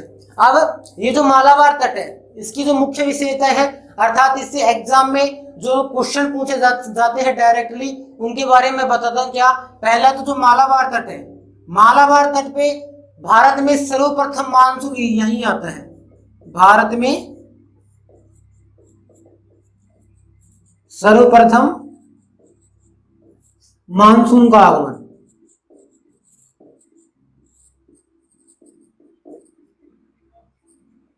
भारत में जो सर्वप्रथम मानसून आगमन है, मानसून का आगमन है वो किस तट पे होता है, मालाबार तट पर। और राज्य क्षेत्र पूछा जाए तो केरल में। अर्थात भारत में जो मानसून आता है, जो हमारा दक्षिणी पश्चिमी मानसून आता है वो सर्वप्रथम कहां पर आता है, भारत में मालाबार तट पर आता है। नेक्स्ट इसमें क्या है कि मालाबार जो तट है, मालाबार तट है या जो तटीय प्रदेश जो क्षेत्र है, यहाँ पर लेटेराइट मृदा का क्या है, सर्वाधिक विस्तार है। लेटेराइट मृदा का, लेटेराइट मृदा क्या है, यहाँ पर सर्वाधिक विस्तार है, सर्वाधिक पाई जाती है। लेटेराइट मृदा यहाँ पर सर्वाधिक पाई जाती है केरल वाले क्षेत्र में या मालाबार तट के अंतर्गत। और जो ये लेटेराइट मृदा है, जो ये लेटेराइट मृदा है, ये जो लेटेराइट मृदा है ये नारियल की खेती के लिए उपयोगी है। नारियल की खेती के लिए क्या है, यह उपयोगी है। तो ये भी आपसे क्वेश्चन पूछा जा सकता है कि लेटेराइट मृदा का जो सर्वाधिक विस्तार है वो कहां पर है, मालाबार तट पर है। और ये जो मालाबार तट है, नेक्स्ट इंपोर्टेंट बात क्या है मालाबार तट में कि पश्चिमी तट का, हम पश्चिमी तट पढ़ रहे हैं। और ये जो मालाबार तट है ये पश्चिमी तट का दक्षिणतम बिंदु है। दक्षिणतम बिंदु या दक्षिणी क्षेत्र है। मालाबार तट क्या है, दक्षिणतम बिंदु है। और अगर इतिहास में देखें तो मालाबार तट है, मालाबार तट के ऊपर एक आंदोलन हुआ था जिसका नाम है मोकला आंदोलन। मोकला आंदोलन, ये जो है मालाबार तट पर हुआ था। मोकला आंदोलन क्यों हुआ था, ये किसके द्वारा किया गया था, किसानों के द्वारा किया गया था। और किसके खिलाफ, नील की खेती के लिए। अर्थात मोकला आंदोलन है वो नील की खेती के लिए किसानों के द्वारा कहां पर किया गया था, मालाबार तट पर किया गया था। तो मालाबार तट है वो किसका तटीय प्रदेश है, वो मालाबार तट है वो केरल का क्या है, तटीय प्रदेश है।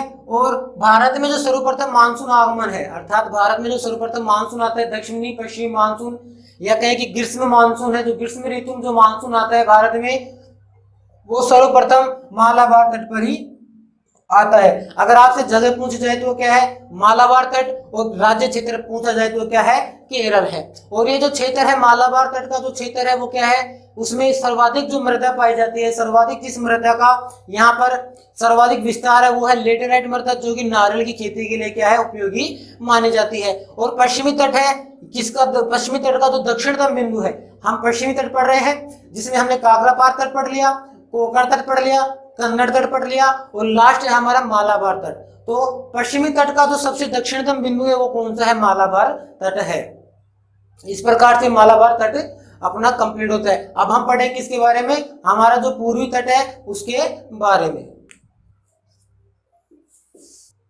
अब हम पढ़ेंगे पूर्वी तट के बारे में।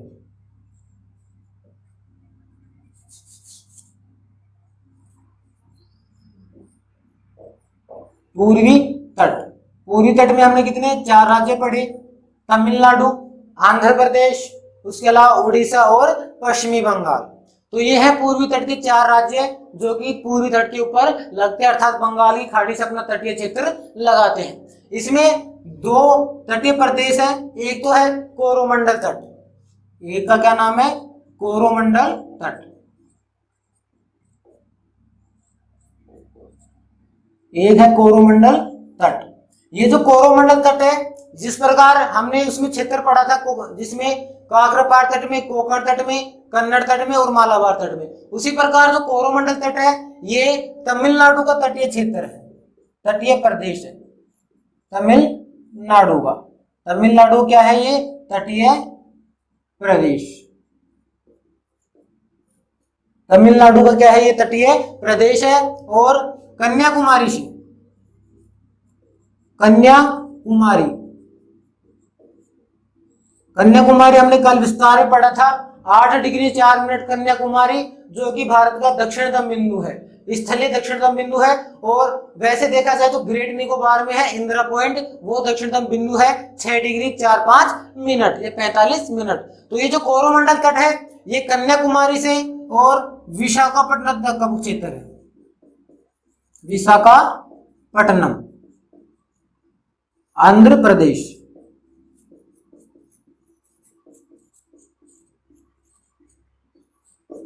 विशाखापट्टनम से आंध्र प्रदेश तक का जो तटीय क्षेत्र है वो कोरोमंडल तट के अंतर्गत आता है। इस तटीय की विशेषता क्या है कि जो उत्तर पूर्वी मानसून है, जो उत्तर पूर्वी मानसून है उससे एकमात्र भारत का, अर्थात ऐसे कह लीजिए एकमात्र ये राज्य है तमिलनाडु, या कहें कि क्षेत्र है कोरोमंडल क्षेत्र, उत्तरी पूर्वी मानसून से जो सर्वाधिक वर्षा अर्थात सबसे अधिक वर्षा कौन सा करता है, कोरोमंडल तट ही प्राप्त करता है।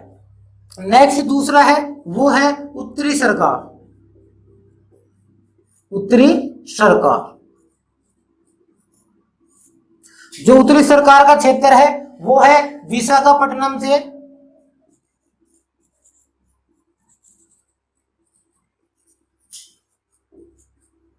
उत्तरी सरकार है वो है विशाखापट्टनम से आंध्र प्रदेश से लेकर और महानदी तक, महानदी के मुहाने तक का क्षेत्र, महानदी के मुहाने तक का क्षेत्र उड़ीसा या ओडिशा। जो उत्तरी सरकार है वो विशाखापट्टनम से महानदी के मुहाने अर्थात उड़ीसा तक का जो तटीय क्षेत्र है वो किसके अंतर्गत आता है, उत्तरी सरकार के अंतर्गत आता है। और जो उत्तरी सरकार है, जिस प्रकार हमने पढ़ा कि मालाबार जो तट है वो पश्चिमी तट का सबसे दक्षिणतम बिंदु है, दक्षिणतम तट है, उसी प्रकार जो उत्तरी सरकार है ये पूर्वी तट का उत्तरी क्षेत्र है। पूर्वी तट का क्या है, उत्तरी भाग,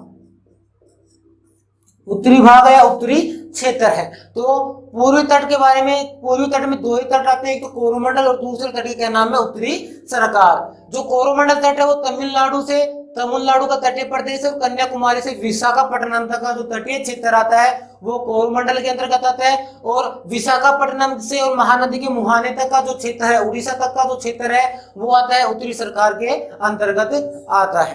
तो इस प्रकार हमारे पश्चिमी तट और पूर्वी तट के बारे में कंप्लीट है। अब हम इसको किसके माध्यम से, मैप के माध्यम से समझने की कोशिश करेंगे। फ्रेंड्स ये है हमारा भारत का मैप। अब इसमें हम पश्चिमी तट और पूर्वी तट के बारे में देखेंगे। तो ये है हमारा पश्चिमी तट, ये हमारा क्या है, पश्चिमी तट, अर्थात ये कौन सा है, हमारा अरब सागर, अरब सागर। और ये है पूर्वी तट, बंगाल की खाड़ी, बंगाल की खाड़ी वाला क्षेत्र है। जो हमारा पश्चिमी तट है ये है हमारा पश्चिमी तट,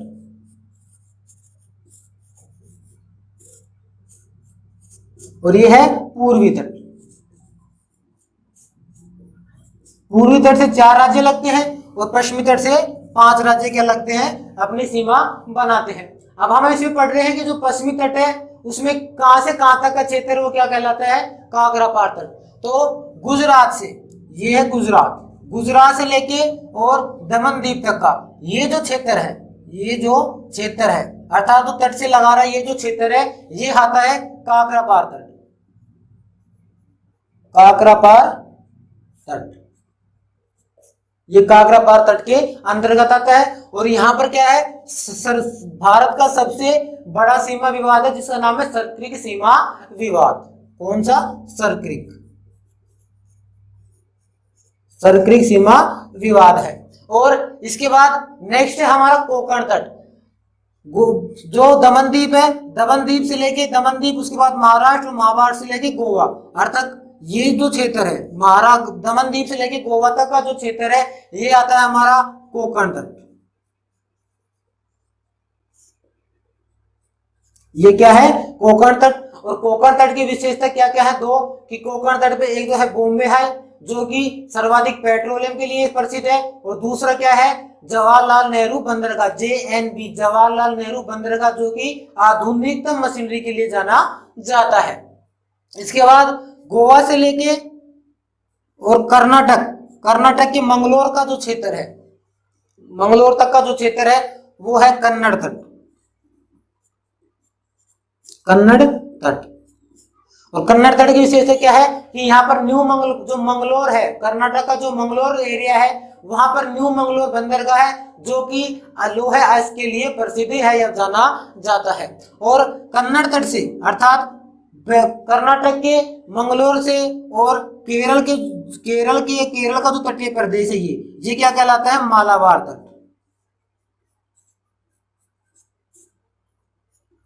मालाबार तट। तो ये जो काकरापार तट है ये गुजरात का तटीय प्रदेश है, गुजरात का तटीय प्रदेश। जो कोंकण तट है ये महाराष्ट्र का तटीय प्रदेश है। कन्नड़ तट है ये कर्नाटक का तटीय प्रदेश है। और जो मालाबार तट है ये केरल का तटीय प्रदेश है, केरल का है ये तटीय प्रदेश है। मालाबार तट के बारे में क्या, पहला तो भारत में सर्वप्रथम जो दक्षिण पश्चिमी मानसून आता है वो मालाबार तट पे आता है। यहाँ पर लेटेराइट मृदा की सर्वाधिक क्या है, अधिकता है, इसलिए ये नारियल की खेती के लिए क्या है, उपयोगी है। और एक बात और नोट कर लेना फ्रेंड्स कि जो मालाबार तट है यहाँ पर भारत का सर्वाधिक जो आणविक जो पदार्थ है थोरियम, तो भारत में जो सर्वाधिक आणविक पदार्थ थोरियम जो पाया जाता है वो मालाबार तट पर ही पाया जाता है। भारत में सर्वाधिक जो थोरियम है, आणविक पदार्थ जो थोरियम है वो मालाबार तट पर ही पाया जाता है। तो इस प्रकार ये पश्चिमी तट है, कौन कौन से, काकरापार तट, कोंकण तट, कन्नड़ तट और मालाबार तट और इनके तटीय प्रदेश। इसके बाद नेक्स्ट क्या कि कन्याकुमारी से लेके और कन्याकुमारी तमिलनाडु, उसके बाद आंध्र प्रदेश के विशाखापट्टनम, ये जो क्षेत्र है ये किसके अंतर्गत आता है, कोरोमंडल के अंतर्गत,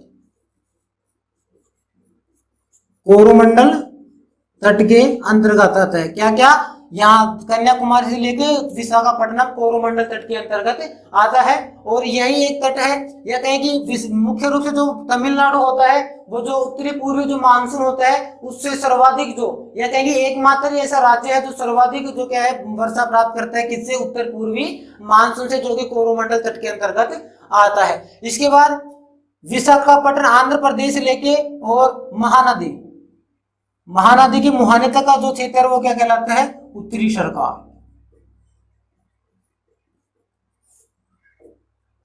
उत्तरी सरकार के अंतर्गत आता है। इस प्रकार ये क्या है, जो तट है या तटीय सीमा है, भारत की जो तटीय सीमा है, इसी प्रकार से देखें कि तट से 12 समुद्री मील तक का कौन सा तट आ जाएगा हमारा, 12 प्रादेशिक तट, प्रादेशिक सीमा। उसके बाद तट से लेके 24 तक का जो 24 समुद्री मील तक का जो एरिया आता है वो आ जाता है संलग्न क्षेत्र के अंतर्गत। और इसके अलावा तट से 200 समुद्री मील तक का जो एरिया होता है वो आता है आर्थिक अनन्य क्षेत्र के अंतर्गत। और 200 समुद्री मील के अलावा जो क्षेत्र बच जाता है वो किसके अंतर्गत आता है, उच्च सागर भूमि के अंतर्गत आता है। तो इस प्रकार से ये भारत की क्या है, तटीय सीमा है। और तटीय सीमा से जो जो राज्य है वो अपनी सीमा लगाते हैं उनके बारे में, और जो इंपोर्टेंस है इन तटों की, कांगड़ा तट, कोकण तट, कन्नड़ तट और मालाबार तट, इनकी जो विशेषताएं हैं उनके बारे में। फ्रेंड्स, ये हमारा कंप्लीट है तटीय क्षेत्र और तटीय जो सीमा है उसके बारे में। हमारी स्थलीय सीमा थी वो कितनी थी, वो थी 15,200 किलोमीटर, 15,200 किलोमीटर जो टोटल स्थलीय सीमा है। स्थलीय सीमा अर्थात कि भारत अन्य किन किन देशों से सीमा लगाता है, या कि अन्य कौन कौन से भी देश हैं जो कि भारत से क्या लगाते हैं, अपनी सीमा लगाते हैं। और टोटल कितनी सीमा लगाते हैं, 15,200 किलोमीटर सीमा लगाते हैं। तो उसी क्रम में जो स्थलीय सीमा है कि भारत से कौन कौन से देश है जो स्थलीय सीमा लगाते हैं, तो उनका हम यहाँ पर मैं नाम लिखता हूं, वो कौन सा नाम होगा, वो अवरोही क्रम होगा। अर्थात पहले सबसे ज्यादा कौन सा देश लगाता है, उसके बाद उससे कम कौन सा लगाता है, उससे कम कौन सा लगाता है, फिर उसको हम मैप के माध्यम से समझेंगे और ये और देखेंगे कि भारत के कौन कौन से राज्य हैं जो कि उन देशों से क्या लगाते हैं, अपनी सीमा लगाते हैं। तो स्थलीय सीमा टोटल है 15,200 किलोमीटर। इसमें सबसे ज्यादा जो स्थलीय सीमा लगाता है, सबसे ज्यादा जो स्थलीय सीमा लगाता है वो लगाता है बांग्लादेश।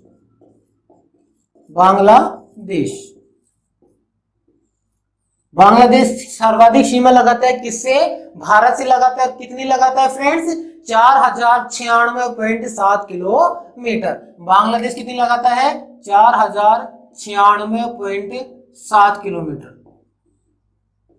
4,096.7 किलोमीटर क्या लगाता है बांग्लादेश, अपनी सीमा किससे लगाता है, भारत से लगाता है। ये है हमारा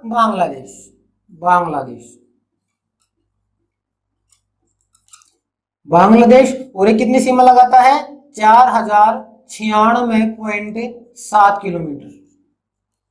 ये हो गई इसकी बात, ये है बांग्लादेश की स्थिति भारत के मैप में। भारत के मैप में ये बांग्लादेश रहा और ये कितनी लगाता है, 4,096.7 किलोमीटर क्या लगाता है, भारत से अपनी सीमा लगाता है। अब देखते हैं कि ये जो बांग्लादेश है भारत के कौन कौन से राज्यों से अपनी सीमा लगाता है। तो पहला तो ये हमारा है पश्चिमी बंगाल। तो बांग्लादेश है वो किससे लगाता है अपनी सीमा, पश्चिमी बंगाल से। किससे लगाता है, पश्चिमी बंगाल से। पहला तो बांग्लादेश वो किससे सीमा लगाता है, पश्चिमी बंगाल से।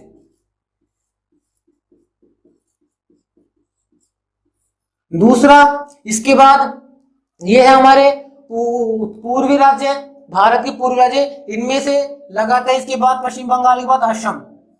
कौन सा लगाता है, असम जो राज्य है वो क्या लगाता है, बांग्लादेश से अपनी सीमा लगाता है। तो सेकंड है असम।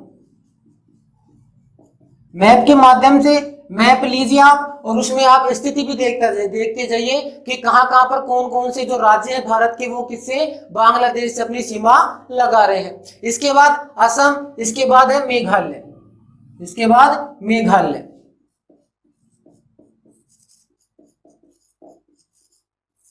पश्चिमी बंगाल, उसके बाद असम राज्य, उसके बाद मेघालय, उसके बाद आता है अपना त्रिपुरा।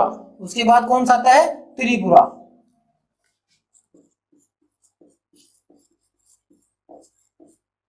और त्रिपुरा के बाद कौन सा राज्य आता है? मणिपुर राज्य आता है, जो कि किससे लगाता है? बांग्लादेश अपनी क्या लगाता है? सीमा लगाता है। तो 5वें नंबर पे क्या हो गया?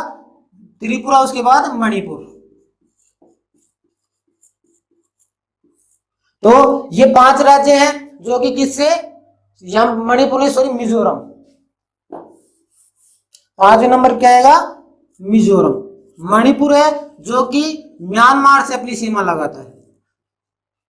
तो ये 5 राज्य हैं। पहला है पश्चिमी बंगाल, उसके बाद असम, उसके बाद मेघालय, फिर त्रिपुरा और फिर मिजोरम। ये 5 राज्य हैं भारत के जो कि किससे लगाते हैं अपनी सीमा? बांग्लादेश से। और टोटल कितनी लगाते हैं? 4096.7 किलोमीटर क्या लगाते हैं? अपनी सीमा लगाते हैं। या ऐसे कहें कि बांग्लादेश भारत से 4096.7 किलोमीटर अपनी स्थलीय सीमा लगाता है। तो ये हो गया बांग्लादेश के बारे में। और कितने राज्य लगाते हैं? 5 राज्य। कितने टोटल राज्य लगाते हैं? 5 राज्य लगाते हैं। पहला है पश्चिमी बंगाल, दूसरा है असम, तीसरे नंबर मेघालय, फिर त्रिपुरा और फिर मिजोरम। ये 5 राज्य हैं जो कि किससे? बांग्लादेश से अपनी सीमा लगाते हैं। नेक्स्ट क्या कि बांग्लादेश और भारत, इनके मध्य एक तीस्ता नदी है। कौन सी? तीस्ता नदी, जो कि कहां से निकलती है? सिक्किम से निकलती है। यह है सिक्किम। यहां से कौन सी नदी निकलती है? तीस्ता नदी निकलती है। और ये तीस्ता नदी सिक्किम में अपना प्रवाह, अपवाह तंत्र को दर्शाते हुए अपवाह करके बांग्लादेश में प्रवेश करती है। और उसके बाद बांग्लादेश में ये किससे मिल जाती है? ब्रह्मपुत्र नदी से मिल जाती है। ब्रह्मपुत्र नदी बांग्लादेश में किसके नाम से जानी जाती है? जमुना के नाम से जानी जाती है। इसके बारे में हम डिटेल से चर्चा करेंगे जब हम भारत का अपवाह तंत्र पढ़ेंगे। उसमें हम तीस्ता नदी अर्थात जो ब्रह्मपुत्र नदी है, इसके अपवाह क्षेत्र को जानेंगे कि ब्रह्मपुत्र नदी कहां से निकलती है? चीन से निकलती है। इसके बाद यह अरुणाचल प्रदेश में, और अरुणाचल प्रदेश से असम में, असम से बांग्लादेश में, और बांग्लादेश में यहाँ पर इससे गंगा नदी मिलती है, जहां पर इसको जमुना के नाम जाना जाता है। और इसके बाद क्या निकल जाती है? बंगाली खाड़ी में अपना जल क्या कर देती है? डाल देती है। तो जो तीस्ता नदी है, यह एक विवाद का कारण है। किन किन के मध्य? भारत और बांग्लादेश के मध्य जो तीस्ता नदी है, जिसका उद्गम कहाँ है? सिक्किम से उसका उद्गम स्थान है। तो ये हो गया बांग्लादेश के बारे में। नेक्स्ट जो राज्य है, नेक्स्ट जो क्या है? देश है, सॉरी, कौन सा है? वह चीन। पहले नंबर पे है बांग्लादेश, सर्वाधिक लगाता है। हम अवरोही क्रम पढ़ रहे हैं। जो भी मैं लिखूंगा यहाँ पर वो अवरोही क्रम में किसका? वे देश जो कि भारत से क्या लगा रहे हैं? अपनी स्थलीय सीमा लगा रहे हैं। तो सर्वाधिक लगाता है वो है बांग्लादेश। दूसरे नंबर पे जो सीमा लगाता है, दूसरे नंबर पे जो सर्वाधिक सीमा लगाता है वह लगाता है चीन। दूसरे नंबर पे कौन सा देश लगाता है सर्वाधिक सीमा? चीन लगाता है। और चीन लगाता है 3488 किलोमीटर। कितनी लगाता है? 3488 किलोमीटर क्या लगाता है? अपनी स्थलीय सीमा लगाता है। तो ये है चीन, ये चीन है। ये कितनी लगाता है?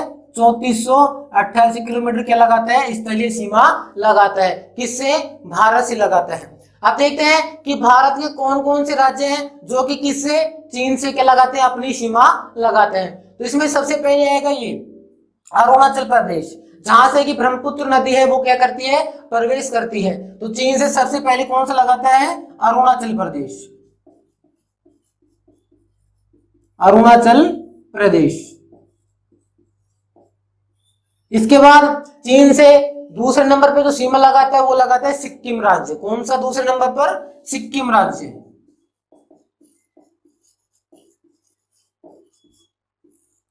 सिक्किम राज्य। उसके बाद ये नेपाल आ जाता है। उसके बाद आता है उत्तराखंड। उसके बाद चीन से कौन सा लगाता है? उत्तराखंड राज्य है जो क्या लगाता है? अपनी सीमा लगाता है। उत्तराखंड। उसके बाद चौथे नंबर पे क्या? हिमाचल प्रदेश। कौन सा लगाता है? यहाँ पर हिमाचल प्रदेश है। ये जम्मू कश्मीर है, यहाँ पर उत्तराखंड है। यहाँ कौन सा है? हिमाचल प्रदेश, जो कि क्या लगाता है? अपनी सीमा लगाता है किससे? चीन से।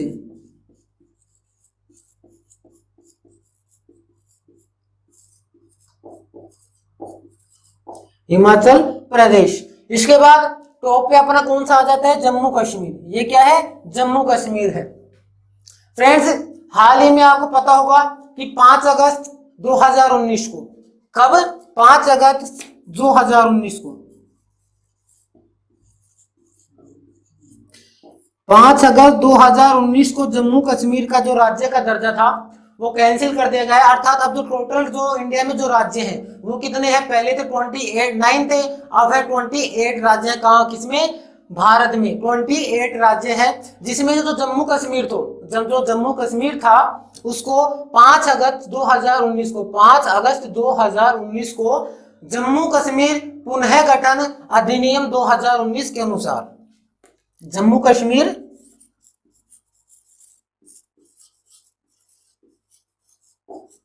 पुनर्गठन अधिनियम 2019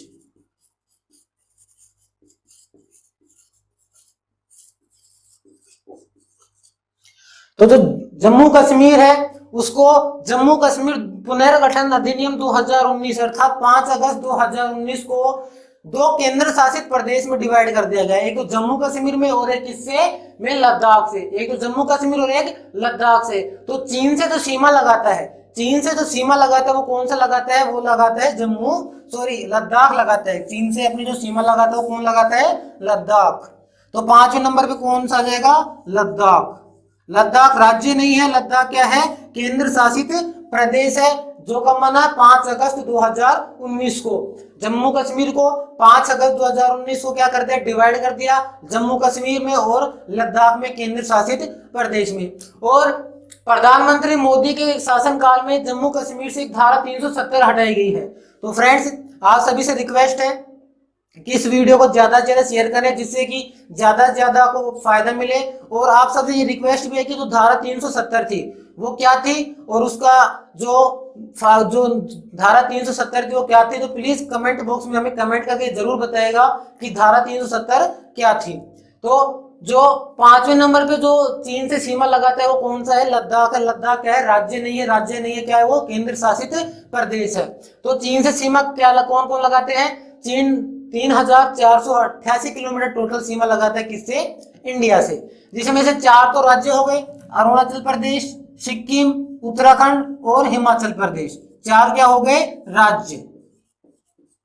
और एक क्या हो गया?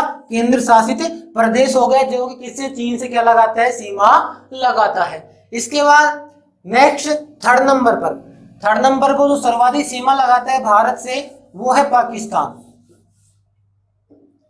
थर्ड नंबर पर कौन सा लगाता है सर्वाधिक सीमा? पाकिस्तान।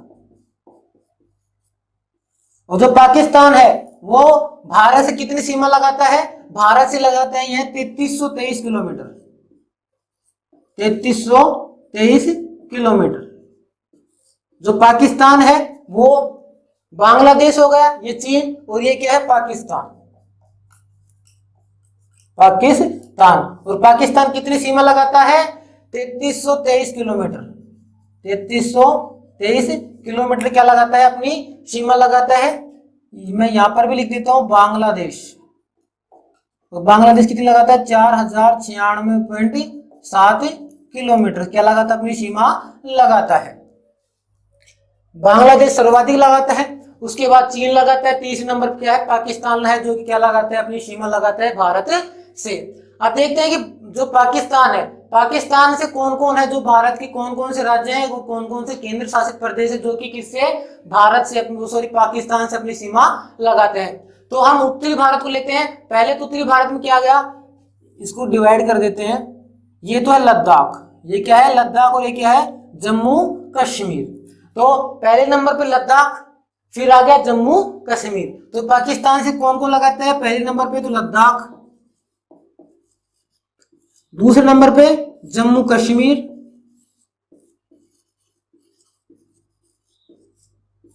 ये दो क्या होगा? केंद्र शासित प्रदेश हो गए, जो कि किससे? पाकिस्तान से क्या लगाते हैं? अपनी सीमा लगाते हैं। उसके बाद जम्मू कश्मीर, उसके बाद कौन सा राज्य आता है? पंजाब राज्य। कौन सा राज्य है? पंजाब राज्य। पंजाब राज्य। उसके बाद क्या आ जाता है? अपना राजस्थान। पंजाब के बाद राजस्थान, और राजस्थान के बाद कौन सा आ जाता है? गुजरात।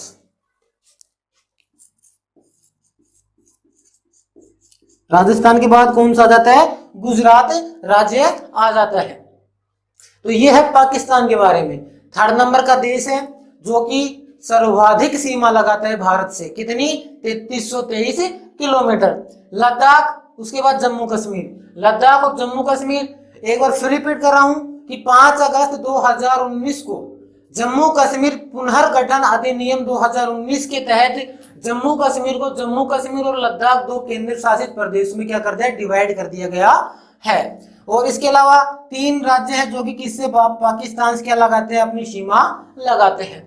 ये जो सीमा है, जो पाकिस्तान की ये जो सीमा है जो भारत से लगती है, इसको कहा जाता है रेड क्लिफ रेखा। रेड क्लिफ रेखा,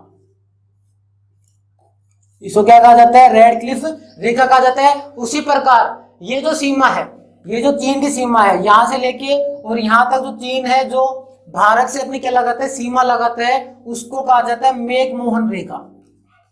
मैकमोहन रेखा। एग्जाम पूछ लिया भी जा सकता है कि मैकमोहन रेखा किन दो देशों के बीच में है? तो पाकिस्तान और भारत, सॉरी, चीन और भारत के मध्य क्या है? मैकमोहन रेखा है। उसी प्रकार रेड क्लिफ जो रेखा है वो पाकिस्तान और किसके मध्य? भारत के मध्य में है। तो ये है हमारा तीसरा देश जो कि किससे? भारत से अपनी सर्वाधिक सीमा लगाता है। लद्दाख, जम्मू कश्मीर, उसके बाद पंजाब, राजस्थान और गुजरात जो कि किससे? चीन, पाकिस्तान से क्या लगाते हैं? अपनी सीमा लगाते हैं। अब पढ़ते हैं हम चौथे नंबर पे जो सर्वाधिक सीमा लगाते हैं भारत से, उसके बारे में। तो चौथे नंबर पे जो सर्वाधिक सीमा लगाता है वो है नेपाल। कौन सा देश है? नेपाल देश है। और जो नेपाल है वो सीमा लगाता है 1751 किलोमीटर। 1751 किलोमीटर क्या लगाता है? सीमा लगाता है किससे? भारत से। ये है नेपाल। नेपाल और कितनी सीमा लगाता है ये? 1751 किलोमीटर क्या लगाता है? ये सीमा लगाता है किससे? भारत से। अब देखते हैं कि कौन कौन से राज्य हैं जो नेपाल से क्या लगाते हैं? अपनी सीमा लगाते हैं। तो सबसे पहले आ जाता है उत्तर जो उत्तरी राज्य उनसे लेते हैं। सबसे पहले कौन सा आ जाता है? उत्तराखंड। फर्स्ट नंबर पे क्या? उत्तराखंड। उत्तराखंड। उसके बाद सेकंड नंबर पे इधर आ जाओ, मध्य भारत में क्या आ जाता है? पहले मध्य प्रदेश। उत्तराखंड के बाद में मध्य प्रदेश।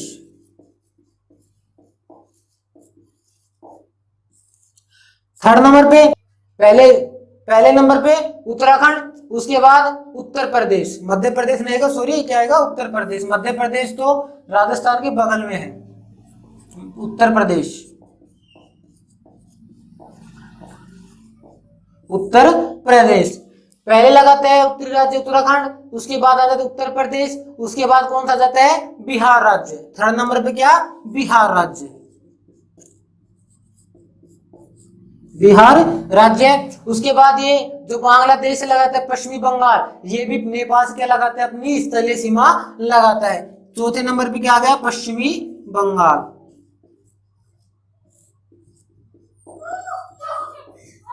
चौथे नंबर पे पश्चिमी बंगाल। और पांचवें नंबर पे क्या आ जाता है? जहां से तीस्ता नदी का क्या है? उद्गम स्थान, अर्थात सिक्किम राज्य। पांचवें नंबर पे कौन सा राज्य आ जाएगा? सिक्किम राज्य।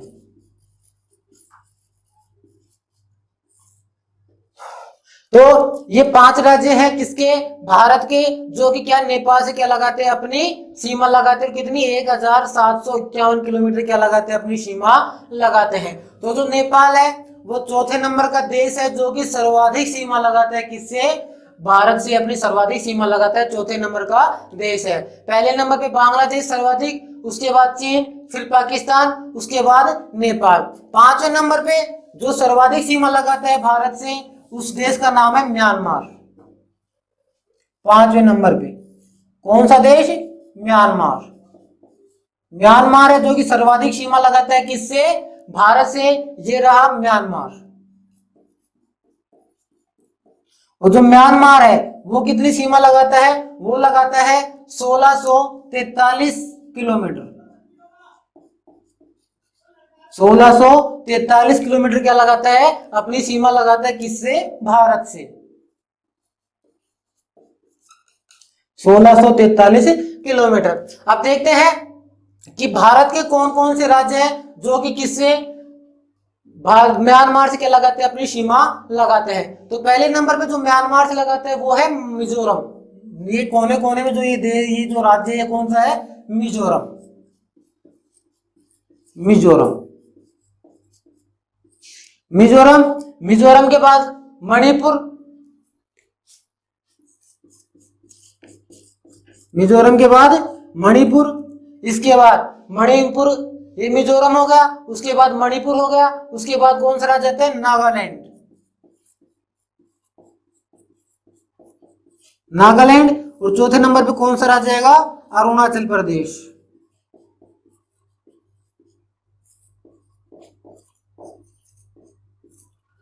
तो फ्रेंड्स ये 4 राज्य हैं जो कि किससे, म्यांमार से लगाते हैं, अपनी सीमा लगाते हैं। और म्यांमार है वो 5वें नंबर का देश है जो कि सर्वाधिक सीमा लगाते हैं, 1643 किलोमीटर, किससे, भारत से। और जो मणिपुर है, मणिपुर में एक दर्रा है जिसका नाम है तुज्जू दर्रा। याद रखने योग्य बात है, तुज्जू दर्रा कहां पर है, मणिपुर में है। और ये जो तुज्जू दर्रा है ये क्या कार्य करता है, ये जो तुज्जू दर्रा है ये कुछ ही कार्य नहीं करता, ये इसका सिर्फ ये कार्य है कि भारत से म्यांमार जाने का क्या है, मार्ग है।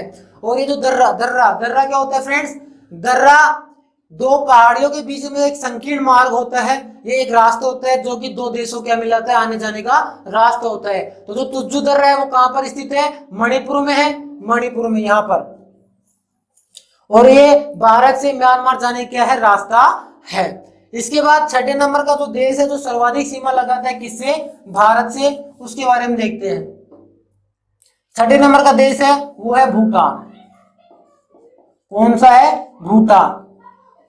ये है भूटान, भूटान। और जो भूटान है ये कितनी सीमा लगाता है, ये लगाता है 699 किलोमीटर, 699 किलोमीटर। ये जो भूटान देश है वो कितनी लगाता है, 699 किलोमीटर क्या लगाता है, सीमा लगाता है, किससे, भारत से अपनी क्या लगाता है, सीमा लगाता है। अब देखते हैं कि भारत के कौन कौन से राज्य हैं जो कि भूटान से क्या लगाते हैं, अपनी सीमा लगाते हैं। तो पहले नंबर पे आ गया सिक्किम, फर्स्ट नंबर पे सिक्किम, फर्स्ट नंबर पे सिक्किम। उसके बाद कौन सा राज्य आ गया, पश्चिमी बंगाल,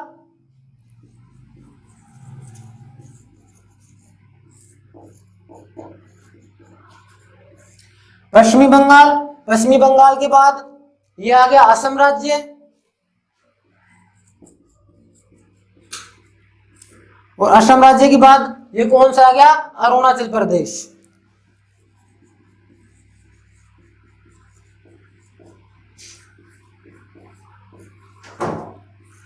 तो इस प्रकार से 4 राज्य हैं भारत के जो कि किससे, भूटान से क्या लगाते हैं, अपनी सीमा लगाते हैं। कितने राज्य हैं, 4 राज्य। तो भूटान 6ठे नंबर का देश है जो कि सर्वाधिक सीमा किससे लगाता है, भारत से लगाता है। और सिक्किम में एक दर्रा है, जिस प्रकार मणिपुर में दर्रा है तुज्जू दर्रा, उसी प्रकार जो सिक्किम है, सिक्किम में एक दर्रा है जिसका नाम है जेलेपला दर्रा, जेलेपला दर्रा। जो जेलेपला दर्रा है, जिस प्रकार तुज्जू जो दर्रा था मणिपुर में स्थित जो भारत से म्यांमार जाने का रास्ता था, उसी प्रकार जो सिक्किम में जेलेपला दर्रा है वो भारत से भूटान जाने क्या है, मार्ग है। तो इस प्रकार भूटान क्या लगाता है, अपनी सीमा लगाता है भारत से। नेक्स्ट और सबसे लास्ट का जो देश है उसका नाम है क्या, अफगानिस्तान, जो कि किससे लगाता है, भारत से अपनी सीमा लगाता है, 7वें नंबर पे। अफगानिस्तान, अफगानिस्तान है सबसे कम सीमा लगाता है, कितनी लगाता है, 107 किलोमीटर, सॉरी 106 किलोमीटर, 106 किलोमीटर क्या लगाता है, ये है अफगानिस्तान, अफगानिस्तान। और ये कितनी लगाता है, 106 किलोमीटर क्या लगाता है, अपनी सीमा लगाता है, किससे, भारत से लगाता है। और ये मात्र किससे सीमा लगाता है, लद्दाख से क्या लगाता है, अपनी सीमा लगाता है, लद्दाख से, लद्दाख से क्या लगाता है, अपनी सीमा लगाता है। जिस प्रकार चीन और भारत के मध्य में जो सीमा है उसको क्या कहते हैं, मैकमोहन रेखा। पाकिस्तान भारत के मध्य जो रेखा उसे कहते हैं रेड क्लिफ रेखा। उसी प्रकार जो अफगानिस्तान और लद्दाख अर्थात भारत के मध्य जो सीमा है रेखा है उसको कहा जाता है डुरंड रेखा। उसको क्या कहा जाता है? डुरंड रेखा। क्या कहा जाता है? डुरंड रेखा कहा जाता है। और इसका निर्धारण किया गया था 1886 में। डुरंड रेखा का निर्धारण कब किया गया था? 1886 में। तो फ्रेंड्स ये है भारत की स्थलीय सीमा।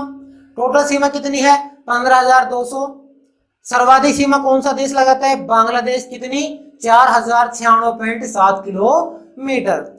सेकंड चीन जो सर्वाधिक सीमा लगाता है, कितनी लगाता है? 3488 किलोमीटर। थर्ड नंबर पे आता है पाकिस्तान। पाकिस्तान कितनी सीमा लगाता है? 3323 किलोमीटर। फोर्थ नंबर पे आता है नेपाल जो लगाता है 1751 किलोमीटर। किसे लगाता है? भारत से अपनी सीमा लगाता है।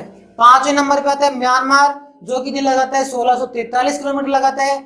छठे नंबर पे आता है भूटान जो कि 699 किलोमीटर सीमा लगाता है। और सातवें नंबर पर सबसे कम लगाता है अफगानिस्तान। कितनी? 106 किलोमीटर अपनी सीमा लगाता है। किससे? भारत से अपनी सीमा लगाता है। नेक्स्ट हम पढ़ते हैं भारत के बारे में कुछ इंपोर्टेंट इफेक्ट्स के बारे में। फ्रेंड्स अब पढ़ेंगे भारत के बारे में कुछ 2-4 इंपोर्टेंट बात। क्या क्या? पहला तो कि भारत का जो कुल क्षेत्रफल है, भारत का कुल क्षेत्रफल जो है वो कितना है? तो भारत का जो क्षेत्रफल है, भारत का जो टोटल क्षेत्रफल है वो है 32,87,263 वर्ग किलोमीटर। कितना है? 32,87,200 वर्ग किलोमीटर। और कहीं कहीं पर आपको लिखना मिलेगा ये क्या? 32.8 लाख वर्ग किलोमीटर।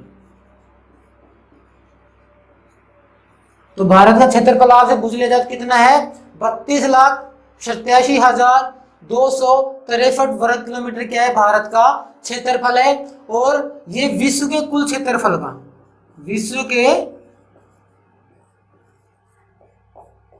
कुल क्षेत्रफल का, विश्व के कुल क्षेत्रफल का कितना है? ये 2.4% है। 2.4%। भारत का जो कुल क्षेत्रफल है 32,87,263 किलोमीटर, वो विश्व के जो विश्व का कुल क्षेत्रफल है उसका 2.4 क्या है? किलोमीटर है। और क्षेत्रफल की दृष्टि से अर्थात कि जो भारत है वो क्षेत्रफल की दृष्टि से विश्व का 7वां सबसे बड़ा देश है। कौन सा?